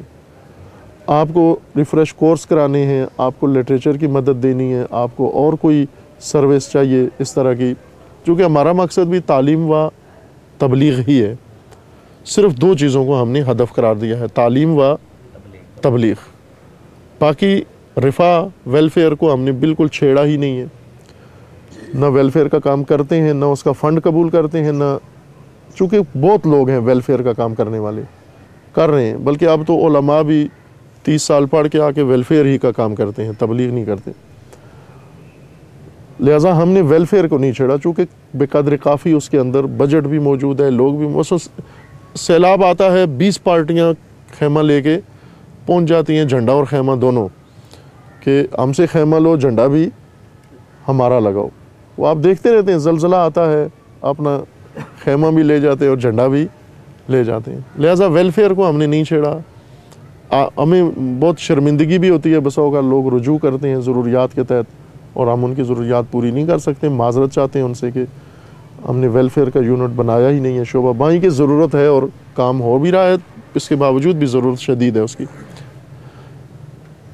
दूसरा शोबा जिसको हमने नहीं जाना और नहीं छेड़ा और नहीं करेंगे उसमें, वो सियासत है, अमली सियासत, यानी बाकायदा अवामी सियासत या हुकूमती सियासत या हिज़बी सियासत या जो भी उसकी शक्लें हैं मुख्तलिफ, कि ये नहीं करेंगे। चूँकि इसमें भी अल्हम्दुलिल्लाह काफ़ी नफरी मौजूद है, काफ़ी ग्रोह और अफराद जो कर रहे हैं, बिलाखिर उनके कामों से भी किसी न किसी तरीके से बिलाखिर कौम को कोई ना कोई फ़ायदा पहुंच जाता है, कोई ना कोई हालात हाज़रा हैं उनका मुकाबला वो कर लेते हैं। इस दोनों शोबों में हमारा मसलक ताउन है कि हम ताउन करेंगे उनके साथ, जो कोई दुरुस्त सही सियासी कदम उठाएगा उसके साथ भी ताउन करेंगे, जो वेलफेयर में या रिफा में कोई दुरुस्त कदम उठाएगा तो हम एक मुआविन की हैसियत से ताउन करेंगे। लेकिन ख़ुद हमने ये दोनों शोबे नहीं करने संभालने। तबलीग व तालीम है, इसको हमने फोकस किया है कि ये हम काम करेंगे। अल्हम्दुलिल्लाह मुख्तसर से अरसे में हुआ है, कुछ न कुछ थोड़ा बहुत काम हुआ है, बेहतर हुआ है, शायद उतना आइडियल ना हुआ हो लेकिन फिर भी अच्छी प्रोग्रेस हुई है 2 साल के अरसे में, जो हमें मौका मिला है यहाँ आकर बाकायदा मुनज़्ज़म हो। अगरचे तबलीग का काम हमने बहुत अरसे से शुरू किया हुआ है, तकरीबन आप कहें 20-25 साल से पहले से शुरू किया हुआ है, अब ज़रा उसको मज़ीद मुनज़्ज़म कर रहे हैं। ज़ाहिर है मुबल्लिगीन व आइम्मा जुमा व जमाअत ये भी उसी का हिस्सा हैं। मैं यही अर्ज़ कर दूं कि मसाजिद के बारे में बाकायदा हमने एक पूरा प्लान बनाया है कि मसाजिद जहाँ नहीं हैं वहाँ बनाई जाएं। शुरू नहीं किया अभी हमने, लेकिन प्लान है कि मसाजिद जिन जिन इलाक़ों में नहीं हैं, जिन शहरों में, गाँवों में, महल्लों में नहीं हैं, वहाँ बाकायदा मसाजिद बनाई जाएँ, उन मसाजिद को आबाद किया जाए। आबाद करने के लिए हमने जो मंसूबा बनाया है वो ये है कि इन मसाजिद के अंदर या हुसैनिये इमाम बारगाहें हैं या हत्ता दीगर मराकज़ व हत्ता लोगों के घर, मोमिनीन के घरों को भी उसमें बदलें हम, एक उसमें तालीमी अपना तालीमी निज़ाम बनाएं हम, جس کو ہم نے صراط تعلیمی نظام کے نام سے شروع کیا ہے، اور اس کے ساتھ ساتھ ہم قرآن سینٹر اور دینیات سینٹر کے اس میں بدلیں ان کو، کہ مساجد سارا سال فعال رہیں، بچے آئیں، جوان آئیں، نوجوان آئیں، اور علماء کی سرپرستی میں۔ الحمدللہ اس وقت ملک کے اندر کافی سارے سینٹر قائم ہیں، ہم نے نہیں کیے، یہ دوسرے لوگوں نے زحمت کی، دوسرے مومنین نے اور دوسرے گروہوں نے کوشش کی، زحمت کی، بنائے انہوں نے بہت سارے، اور اب تعاون ہم سے مانگ رہے ہیں کہ ہم بھی مائل ہیں کہ انشاءاللہ ان سینٹروں کو مزید فعال اور آباد کرنے میں جو ہم سے ہو سکتا ہے انشاءاللہ ان کی خدمت میں رہیں گے۔ مزید بھی کوشش کر رہے ہیں ہم کہ نئے سینٹر قائم ہوں۔ ابھی آپ کے قریبی گجرانوالہ میں کافی قرآن سینٹر اور دینیات سینٹر شروع ہوئے ہیں بننا، سیالکوٹ میں ہوئے ہیں، باقی علاقوں میں بھی چاہ رہے ہیں انشاءاللہ آہستہ آہستہ علماء جہاں موجود ہیں، علماء کی سرپرستی میں، ہر علاقے کے عالم کی سرپرستی میں 20 و 85 سینٹر بنے ہوئے ہوں، اور وہ ان کے اوپر ایک سرپرست اور نگران کی حیثیت سے رہیں، اور ان کو باقاعدہ سلیبس ملے گا، باقاعدہ ان کو سسٹم ملے گا، اور جوان طبقہ جو ہے ان کو بعنوان ٹیچر ٹریننگ دینے کا انتظام۔ یہ ساری چیزیں ہیں جو ہم سوچ رہے ہیں کہ انشاءاللہ کریں گے۔ لیکن عرض کیا کہ بعض کاموں میں ہاتھ ڈالنے سے وہی ہوتا ہے کہ خوف، لیکن اگر سامنے ارادہ نظر آئے تو پھر وہ جھجک ختم ہو جاتی ہے ہماری، کہ اگر خود مائل ہوں، علماء مائل ہوں، مبلغین مائل ہوں، پھر ہم ظاہر ہے کہ رکاوٹیں کم ہو جاتی ہیں، یا احساس ہو جاتا ہے کہ اعتماد کی فضا ہے اور اس میں ہم جا سکتے ہیں۔ ورنہ اگر وہ اعتماد والی فضا نہ ہو تو ظاہر ہے پھر فائدے کے بجائے نقصان زیادہ ہوتا ہے، ذہنیتیں بنتی ہیں، دوریاں، کدورتیں اور اس طرح کے مسائل، الجھنیں زیادہ ہو جاتی ہیں۔ یہ ضمنی بات تھی جو میں نے آپ کی خدمت میں عرض کی ہے کہ انشاءاللہ آپ اس سلسلے کو جاری رکھیں گے، اپنا بنائیں ایک نیٹ ورک، اور اس کے تحت ماہانہ 2 ماہ نشستیں اپنی آپ کی ہوں، اور جو سروسز ہم سے آپ کو درکار ہوں گی انشاءاللہ ہم آپ کی خدمت میں حاضر ہیں۔ نقطہ دیگر یا آخری نقطہ آپ کی خدمت میں یہ عرض کرنا ہے عزیزان کہ اس وقت آپ نے اشارہ کیا بہت سارے مسائل کی طرف، آج جملہ یہی زیادہ جو بات جس نقطے پہ زیادہ ہوئے بات وہ یہ کہ یہ جو فتنہ بن چکا ہے ہمارے قوم کے اندر، وہ تقسیم اور جھگڑے اور لڑائیاں اور بہت بدمزگی پیدا ہو گئی ہے، وہ شہادت ثالثہ کا مسئلہ جو چھیڑ کے اور اس کے ذریعے سے قوم کو کہاں پہنچا دیا گیا ہے، بہت نقصان ہوا اس سے اور ہو بھی رہا ہے تدریجاً۔ اور اس قسم کے اور بھی مسائل ہیں، صرف یہ ایک نہیں ہے، اور کئی مسائل ہیں۔ ان مسائل کا حل کیا ہے؟ کچھ لوگ کچھ نے اس کو اہمیت ہی نہیں دی کہ اس کو اہمیت دینے کی ضرورت ہی نہیں ہے، کچھ نے اہمیت دی اور اس اہمیت دینے سے مسئلہ اور زیادہ پھیل گیا ہے، بڑھ گیا ہے۔ شدت کا جواب شدت سے دیا گیا تو وہ آگے مسئلہ بڑھ گیا ہے۔ ایک رائے حل جو ہماری نظر میں ایک ناقص طالب علمانہ رائے میں آتا ہے وہ یہ کہ ہم نے تجربہ بھی کیا ہے، تھوڑا تھوڑا اس کو ہلکا ہلکا تجربہ کیا ہے، بہت وسیع سطح پہ نہیں کیا، جہاں جہاں کیا ہے موفق رہا ہے، کامیاب رہا ہے۔ اور وہ رائے حل یہ ہے عزیزان کہ دیکھیں لوگ اس وقت غیر ضروری مسائل میں الجھ جاتے ہیں جب ضروری مسائل ان کے سامنے پیش نہ کیے جائیں۔ مثلا ایک گھر کے اندر فرض کریں بہت بنیادی مسائل بھی ہیں، گھر کے اندر بچوں کی تعلیم کا مسئلہ ہے، بیماری کی علاج کا مسئلہ ہے اور اس طرح کے مسائل ہیں، لیکن گھر میں جھگڑا پردے پہ ہو رہا ہے کہ پردہ کس رنگ کا ہونا چاہیے، نہ اس بیمار کو کوئی پوچھ رہا ہے، نہ اس جوان کو کوئی پوچھ رہا ہے، نہ اس بچے کو کوئی پوچھ رہا ہے، لیکن بات ساری اس پر ہو رہی ہے کہ گھر میں پردہ کس رنگ کا ہونا چاہیے۔ یہ لڑائی ہے، 2 گروہ بن جاتے ہیں، ایک کہتا ہے اس رنگ کا ہونا چاہیے، ایک کہتا ہے اس رنگ کا ہونا چاہیے۔ یہ جنگ ختم کرنے کے لیے کیا ہے، اگر آپ کسی ایک فریق کا حصہ بن جائیں، آپ کہیں پردہ سرخ ہونا چاہیے، وہ آپ کے خلاف ہو جائے گا، اگر آپ کہیں پردہ سبز ہونا چاہیے یہ آپ کے خلاف ہو جائے گا، اگر آپ کہتے ہیں پردہ سفید ہونا چاہیے دونوں آپ کے خلاف ہو جائیں گے۔ اصل رائے حل یہ ہے، حکیمانہ رائے حل یہ ہے کہ آپ اس موضوع کو جو چھیڑ گیا ہے، غیبت کے علاج کا بھی یہی طریقہ بتایا گیا ہے۔ ایک طریقہ مثلا کچھ لوگ ہوتے ہیں غیبت شروع کر دیتے ہیں کسی کی، اور بسا اوقات مجھ جیسے ہوتے ہیں وہ زیادہ امر بالمعروف کا شوق چڑھتا ہے، اس کو کہہ دیتے ہیں آغا یہ آپ غیبت کر رہے ہیں، آپ مہربانی کر کے غیبت نہ کریں۔ یہ غلط طریقہ ہے غیبت روکنے کا، چونکہ غیبت والے نے پیٹھ پیچھے کسی کی آبروریزی کی ہے اور میں نے منہ پہ بیٹھ کر اس کو رسوا کر دیا سب کے سامنے. یہ غلط طریقہ ہے امر بالمعروف. بہترین طریقہ کیا بتایا گیا ہے؟ بزرگوں نے بتایا کہ موضوع بدل دو. آپ مثلا فرض کر لیں کہ سب زید کے پیچھے پڑے ہوئے ہیں, وہ ایسا ہے, وہ ایسا ہے, وہ ایسا ہے. آپ وہ موضوع بدل کے آپ ٹریفک کی بات چھیڑ دو, موسم کی بات چھیڑ دو, موضوع بدل دو تاکہ یہ موضوع ہی ختم ہو جائے. بجائے اس کے کہ آپ حامی بنو یا مخالف, آپ موضوع بدل دو اس کا. یہ خوبصورتی کا کام ہے یہ, اور اس سے مسئلہ حل ہو جاتا ہے. اس مسئلے میں بھی میں یہ عرض کروں گا کہ ہمیں موضوع بدلنا چاہیے. ہماری ناکامی یہ ہے, سب کی ناکامی یہ ہے کہ ہم اپنی قوم کو بنیادی موضوعات نہیں دے سکے. ہم نہیں چھیڑ سکے بنیادی موضوعات اس قوم کے لیے. ہم نے بالکل چھوٹے موضوع دوسروں پہ چھوڑ دیا نا, بچوں پہ. جب بڑے چپ رہتے ہیں تو بچے بچگانہ موضوع چھیڑ دیتے ہیں, جاہلانہ موضوع چھیڑ دیتے ہیں. علماء بولیں گے تو عالمانہ موضوع چھیڑیں گے. ہم ڈرتے ہیں, عوام سے سخت ڈرتے ہیں. تقیہ دشمن سے ہے, عوام سے نہیں ہے تقیہ. لیکن آج شیعہ علماء تقیہ کرتے ہیں شیعوں سے, شیعہ عوام سے تقیہ کرتے ہیں. نہیں کرتے بات, نہ ممبر پہ بات کرتے ہیں, نہ ممبر کے نیچے بات کرتے ہیں. ڈرتے ہیں, سخت گھبراتے ہیں کہیں کہ عشرے کینسل ہو جائیں گے, جیسے شاہ صاحب کا ہو گیا ہے. کہیں مجمع نہیں بلائے گا, کہیں فیس نہیں دیں گے, کہیں فلاں بائیکاٹ ہو جائے گا, کہیں میرے گھر آنا نہیں جانا. یہ اس وجہ سے ہم چھپا کے رکھتے ہیں حقائق کو. ہمیں اس وقت آ گیا ہے کہ ہمیں اہم موضوعات و بڑے موضوعات اور سنجیدہ موضوعات چھیڑنے چاہیے. جب سنجیدہ موضوعات چھیڑیں گے, ان موضوعات سے لوگ خود ہی ہٹ جائیں گے, خود ہی توجہ ہٹ جائے گی لوگوں کی. چونکہ ابھی لوگوں کے پاس کچھ ہے نہیں ہے سوچنے کے لیے, لہٰذا جہاں بیٹھتے ہیں یہی مسئلہ چھیڑ جاتا ہے. جی فلاں ذاکر نے یہ کہہ دیا, فلاں خطیب نے یہ کہہ دیا, اور کوئی سنجیدہ موضوع نہیں. جس طرح ہمارا میڈیا ہے اساسی مسائل نہیں چھیڑتا, ملکی سنسنی خیز مسائل چھیڑتا ہے ہمیشہ, ڈھونڈ کے فلاں عورت کے ساتھ یہ ہو گیا, فلاں لڑکی کے ساتھ یہ ہو گیا, اس کے ساتھ یہ ہو گیا, اس سے یہ ہو گیا, فلاں ہو گیا. اس طرح کے مسائل ڈھونڈ کے لاتا ہے. اور یہ نہیں کہتا کہ مثلا یہ لڑکا بے روزگار ہے, یہ قوم کی یہ حالت ہے, فلاں یہ حالت ہے. اس کی طرف کوئی توجہ دھیان نہیں ہے. آپ کل ہی دیکھیں, کل میں ایک طالب علم کو اپنے کو بتا رہا تھا اخبار کی شاہ سرخی. تمام اخباروں نے شاہ سرخی لگائی ہوئی تھی کہ سینڈی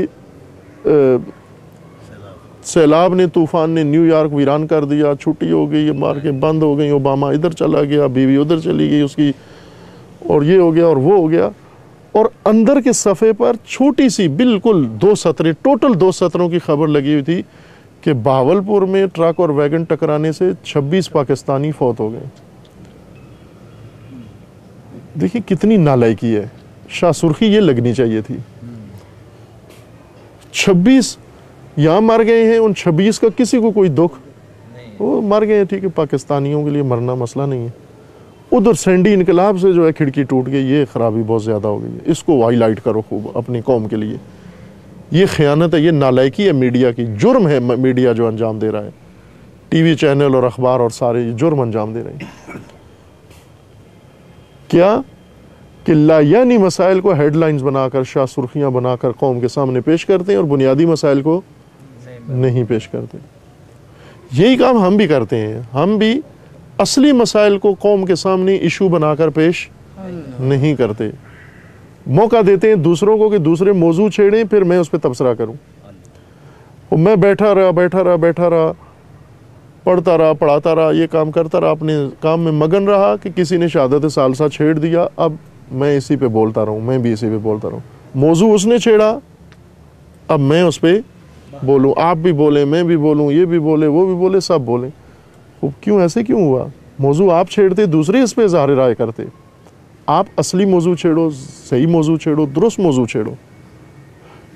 دیکھیں آپ موضوع سے توجہ ہٹانے کے لیے بھی کیا حربے استعمال کرتے ہیں. اس وقت ان ایام کے اندر اہم ترین موضوع تمام دنیا کے اندر و پاکستان میں بھی یہ بے حرمتی جو رسول اللہ صلی اللہ علیہ وسلم کی بارگاہ میں ہوئی ہے.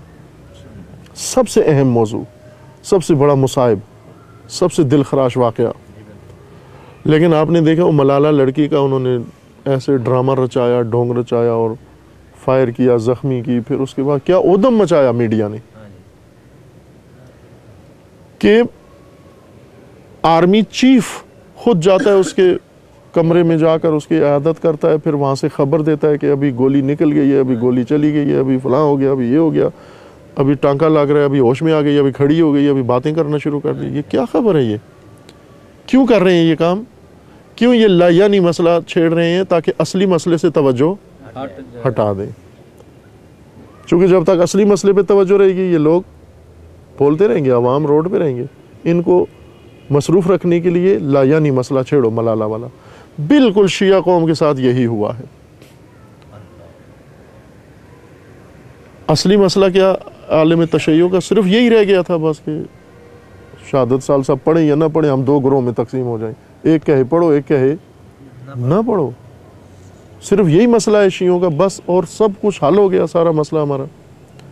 बहुत सारे असली मसाइल हैं, हम उनकी तरफ ध्यान दिलाएं, लोगों का तवज्जो दिलाएं। और इसमें आइम्मा जुमा व आइम्मा जमात व खुतबा व ज़ाकिरीन बहुत अहम रोल अदा कर सकते हैं संजीदा मौज़ूआत छेड़ने में। मुहर्रमुल हराम दरपेश है, और आप में से अक्सर अल्हम्दुलिल्लाह साहिब मेंबर भी हैं, साहिब मेहराब भी हैं। अल्लाह ताला आपकी तौफ़ीक़ात में इजाफ़ा फरमाए।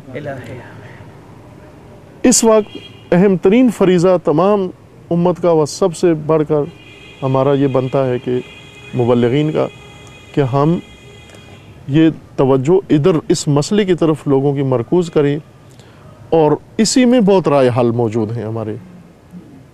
ये मुहर्रमुल हराम और माह सफ़र अय्याम अज़ा, ये बनाम तहफ़्फ़ुज़ या दिफ़ा नामूस रसालत व हुर्मत नबी, ये अय्याम मखसूस हो जाने चाहिए।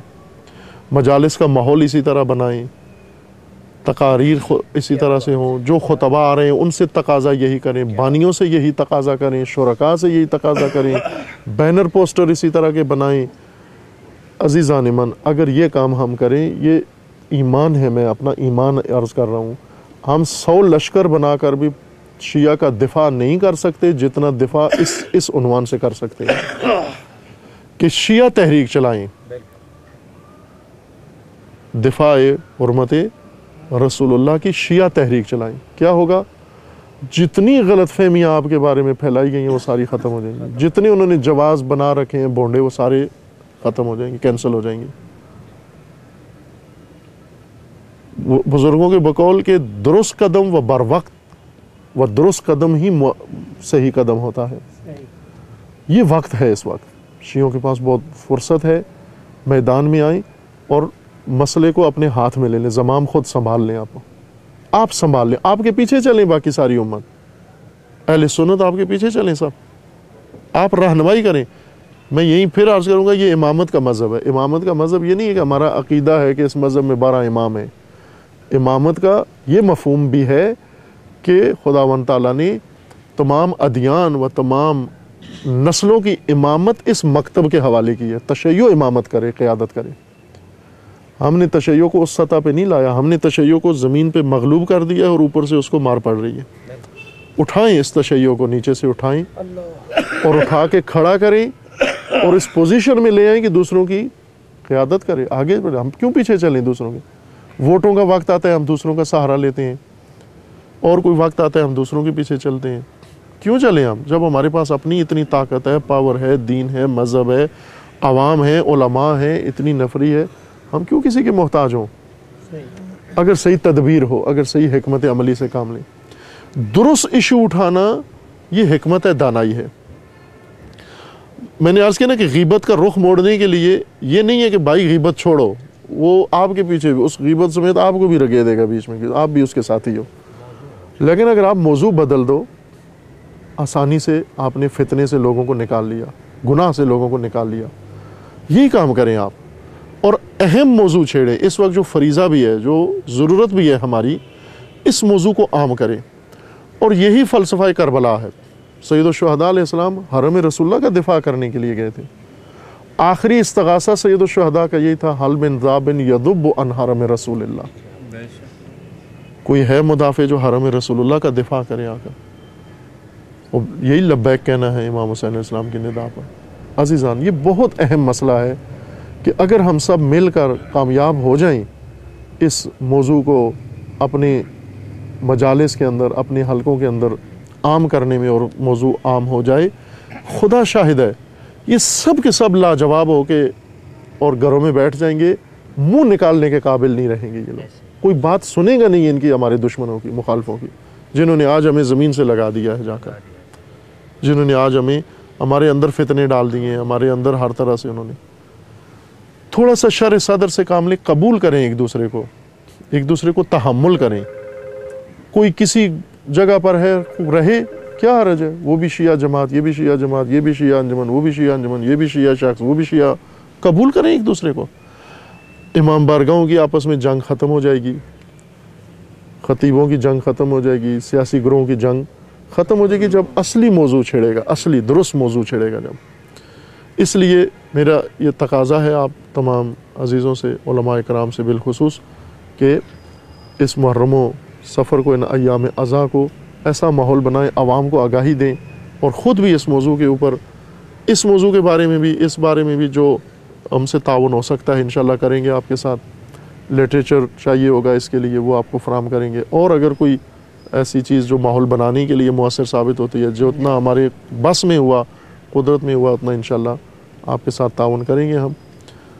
اور بعد میں ربیع الاول ہے، ربیع الاول بہترین موقع ہے کہ ہم آئیں اور وہی عمل میدان میں، اور حرمت رسول اللہ کا مہینہ ہے، وہ ماہ رسول اللہ ہے ربیع الاول، اور اس میں شیعہ بغیر جھجک کے آ جائے باہر، کھل کے آ جائے باہر، اور وہی جو میں نے کہا تھا کہ قیادت کریں ان کی، سنبھالیں ان کو، آپ پیش رو ہو جائیں، آپ پیش قدم ہو جائیں، آپ کے پیچھے چلیں، وہ آپ آگے بڑھیں، وہ چلیں۔ سب دنیا بھول چکی ہے وہ جمعہ جو انہوں نے اناؤنس کیا تھا عشق رسول کا، وہ دراصل عشق رسول کو بجھانے کا جمعہ تھا۔ وہ ایک دفعہ عوام نکلیں، بڑاس نکالیں، اپنی پرچم جلائیں، مرد آباد کہیں، پھر جا کے گھروں میں بیٹھ جائیں، جیسے ہم بالکل خاموشی جس طرح کچھ ہوا ہی نہیں۔ اس موضوع کو زندہ رکھنا ہے، اور ہم نے عہد کیا کہ انشاءاللہ اس کو زندہ رکھیں گے۔ ایک اور نقطہ اسی کا البتہ، کہ ہماری جو آپس میں چپکلش اور دشمنیاں ہیں، اور حتیٰ شیعہ سنی جو جھگڑا ہے، اس کی بھی ایک بڑی وجہ یہ ہے کہ ہمارا اصلی دشمن بیچ میں نہیں ہے، ہماری نظروں کے سامنے نہیں ہے۔ اور جس کا بھی اصلی دشمن سامنے نہ ہو، وہ اپنا مصنوعی دشمن، جعلی دشمن کوئی بنا لیتا ہے، اپنا ہی بھائی کو بنا لیتا ہے۔ آپ اگر گھر کے اندر دیکھیں، 4 بھائی ایک گھر کے اندر رہتے ہیں، اگر ان بھائیوں کا کسی سے جھگڑا ہو باہر والے سے، تو پھر یہ آپس میں نہیں لڑتے، اور اگر یہ وہ بھائی ہیں جن کا باہر کسی سے کوئی جھگڑا نہیں ہے، تو پھر یقین جان لے کہ یہ 4 گروپ ہیں گھر کے اندر، اور 4 آپس میں ضرور لڑیں گے۔ ان کا ایک دشمن بیرونی ہو جس کی وجہ سے ان کا آپس میں اتحاد قائم رہے۔ ہم کیوں تقسیم در تقسیم ہو رہے ہیں؟ چونکہ اصلی دشمن بیچ میں سے نکل گیا ہے، وہ محفوظ ہو گیا، اور وہ ہمارے درمیان اختلاف ڈال رہا ہے، ہر طرح سے ڈال رہا ہے۔ شیعہ سنی جھگڑا ختم کرنے کا بھی بہترین طریقہ یہی ہے کہ ہم ایک دشمن دیگر جو اصلی دشمن ہے دین کا، اس کو بیچ میں لا کے کھڑا کریں، تاکہ شیعہ کی توجہ سنی سے اور سنی کی توجہ شیعہ سے ہٹ کر اس دشمن پہ جا لگے۔ اور وہ اس وقت امریکہ ہے، برطانیہ اور مغرب ہے، جو پورا مل کر نابود کرنا چاہتے ہیں۔ آپ دیکھیں اس وقت حزب اللہ کے لیے کیا نقشے انہوں نے بنائے ہوئے ہیں، سوریہ کے اوپر جو محاصرہ ہے صرف شیعہ کو ختم کرنے کے لیے۔ آپ ذرا سوچیں، کبھی خلوت میں گھر میں جا کر وحشت ہونا شروع ہو جاتی ہے آدمی کو، کہ اگر یہ شیطانی منصوبہ کامیاب ہو جائے، خدا نخواستہ اگر سوریہ کا یہ کر لیتے ہیں کامیاب مرحلہ اور سوری حکومت ختم ہو جاتی ہے، سارے کے سارے سلفی پیچھے آ جائیں گے۔ اب دیکھیں کئی دنوں سے زینبیہ پر اٹیک کر رہے ہیں، عید کے دنوں میں، بھائی کہ ممنوع تھا، معاہدہ ہوا تھا کہ نہیں کریں گے، عید کے دنوں میں نہیں کریں گے، زینبیہ پہ اٹیک کر رہے ہیں، حوزہ زینبیہ کا ختم کر دیا انہوں نے، سوریہ کا۔ اور اصل ہدف حزب اللہ ہے۔ حزب اللہ کو کیوں کاٹنا چاہتے ہیں؟ مرکز تشیع کو نابود کرنے کے لیے، جو ایران ہے، ولایت فقیہ کی حکومت کو ختم کرنے کے لیے۔ اس وقت ایران کے اوپر جو دباؤ ہے، بے تحاشا دباؤ ہے، اتنا دباؤ جو 10 ممالک پہ ڈالا جائے وہ برداشت نہیں کر سکتے، وہ ایک ملک کے اوپر ڈالا ہوا ہے انہوں نے۔ کس جرم میں؟ صرف تشیع کے جرم میں۔ ہم یہ نہ کہیں کہ ہم یہاں پر، وہ علامہ اقبال کے بقول کے ہے نا ان کا شعر، کہ ملا کو جو ہے ہند میں سجدے کی اجازت، ناداں یہ سمجھتا ہے کہ اسلام ہے آزاد۔ ہماری یہ حالت نہ ہو کہ ہمیں یہاں اجازت ہے ماتم کرنے کی، اس کا مطلب ہے تشیع آزاد ہے، دشمن کوئی نہیں ہے تشیع کا، محو کرنا چاہتے ہیں تشیع کو۔ اس وقت سعودی عرب، قطر، ترکی، امریکہ، برطانیہ، یہ 4-5 ملک مل کر صرف ایک ایجنڈا ہے ان کا، تشیع ختم کرنا ہے۔ ہر نقشہ اس کے لیے کھینچا گیا ہے، اور ہمیں پاکستان میں تشیع کا دفاع ہم نے کرنا ہے۔ ظاہر ہے عراقیوں نے نہیں کرنا، آ کر ایرانیوں نے نہیں کرنا، لبنانیوں نے نہیں کرنا۔ پاکستان میں تشیع کا دفاع پاکستانیوں نے کرنا ہے، ہم نے کرنا ہے، اور وہ بھی جو مورچوں میں بیٹھے ہوئے، سنگر میں بیٹھے ہوئے مجاہدین ہیں، انہوں نے کرنا ہے، اور آپ نے کرنا ہے، عوام آپ کے پیچھے ہیں۔ صرف ہمیں کیا کرنا چاہیے؟ درست سوچنا چاہیے، درست سمت میں جانا چاہیے، درست قدم اٹھانا چاہیے۔ مشکلات کے حل کے لیے بھی چارہ جوئی کرنی چاہیے۔ میں نہیں کہتا ہوں کہ نہیں سوچنا چاہیے، سوچنا چاہیے، لیکن خدا کی ربوبیت کو مانتے ہوئے سوچنا چاہیے۔ عوام کو رب نہیں بنانا اپنا، بالکل، نہ کسی سیٹھ کو، نہ کسی سرمایہ دار کو، نہ کسی پبلک کو، نہ کسی انجمن کو، نہ کسی ٹرسٹی کو۔ رب خدا ہے، اور خدا کا نظام ربوبی ہے، نظام ربوبی ہے۔ اس نظام ربوبی میں سب کچھ ہے، ہم اس کو بائی پاس نہ کریں، اس نظام ربوبی کی طرف رجوع کریں، اس کے اندر ہماری ساری مشکلات کا حل موجود ہے۔ اس پہ بیشتر بھی بات ہو سکتی ہے، آگے بھی سلسلہ، اب چونکہ وقت کافی گزر گیا ہے، اپنے مقررہ ٹائم سے دیر سے شروع کیا ہم نے، یہیں پر میں ختم کروں گا۔ اللہ تعالیٰ انشاءاللہ توفیق دے آپ کو، اور آپ کو ہر شر و بلیہ سے خداوند تعالیٰ محفوظ فرمائے۔ خداوند تبارک و تعالیٰ پروردگار تمام مسلمین کو ظلم و ستم سے نجات عطا فرمائے، ان ظالمین کو ظلم سمیت نیست و نابود فرمائے، امریکہ اور اسرائیل کا خاتمہ فرمائے، اور تمام مظلوم قومیں جن کے اوپر یہ ظالمین مسلط ہیں، خداوند تعالیٰ ان تمام قوموں کو آزادی نصیب فرمائے انشاءاللہ۔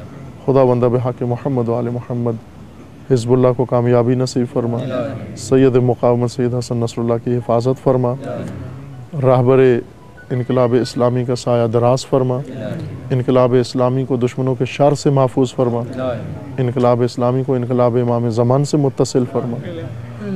خداوند مملکت پاکستان کی حفاظت فرما، اس ملک کے اندر امن و امان برقرار فرما، اس ملک کے اندر دہشت گردی، فرقہ واریت، فتنہ و فساد پھیلانے والوں کو نیست و نابود فرما، ان کی حمایت و سرپرستی کرنے والوں کو نیست و نابود فرما۔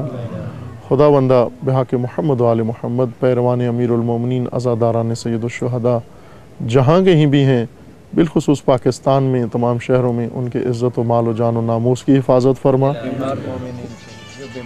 جو بیمار ہیں پروردگارہ انہیں شفاء کاملہ عطا فرما، جو اس دنیا سے رحلت کر گئے انہیں جوار رحمت میں مقام نصیب فرما، جو کسی درد مصیبت میں مبتلا ہیں ان کے تمام رنج و مصائب کو برطرف فرما۔ خداوندہ بحق محمد و آل محمد جو خدمت گزاران دین ہیں ان کی توفیقات میں اضافہ فرما، ان کو ہر شر و بلیہ سے محفوظ فرما۔ خداوندہ بحق محمد و آل محمد اپنے ولی حق ولی اللہ العظم اجل اللہ تعالی فرج و شریف کا جلد از جلد ظہور فرما، ہمیں حضرت کے اعوان و انصار میں سے ہونے کی توفیق عطا فرما۔ آپ تمام مرحومین کے لیے، بانیان مجلس کے مرحومین کے لیے، شرکاء کے لیے، اور شہداء اسلام کے لیے، وبالخاص امام شہداء امام خمینی رضوان اللہ علیہ کے لیے سورہ فاتحہ۔ بسم اللہ الرحمن الرحیم، الحمدللہ رب العالمین، ایاک نعبد و ایاک نستعین، اہدنا الصراط المستقیم۔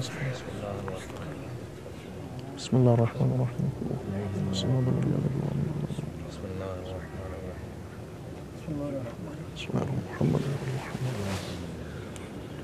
معذرت میں ابھی آپ کے سوال کا جواب عرض کرتا ہوں کہ اس آیہ کریمہ میں ہے کہ اذا خاطبہم الجاہلون قالوا سلاما، جاہل روایات میں بھی اور آیات میں بھی اکثر احمق و بیوقوف کے معنی میں استعمال ہوا ہے، لا علم کے بارے میں نہیں استعمال ہوا۔ ان کو کہا گیا ہے لا یعلمون، جاہل جس طرح روایات میں بھی ہے عقل و جاہل، احماقت کے معنی میں استعمال ہوا ہے، اور احمق وہ ہے جس سے واقعاً پناہ مانگنی چاہیے۔ انبیاء بھی پناہ مانگتے تھے کہ احمق جس لباس میں ہو اسے پناہ مانگنی چاہیے کہ خدایا میں اسے شر سے پناہ مانگتا ہوں۔ خدا سب کو معاف کرے۔ محمد و آل محمد صلوات۔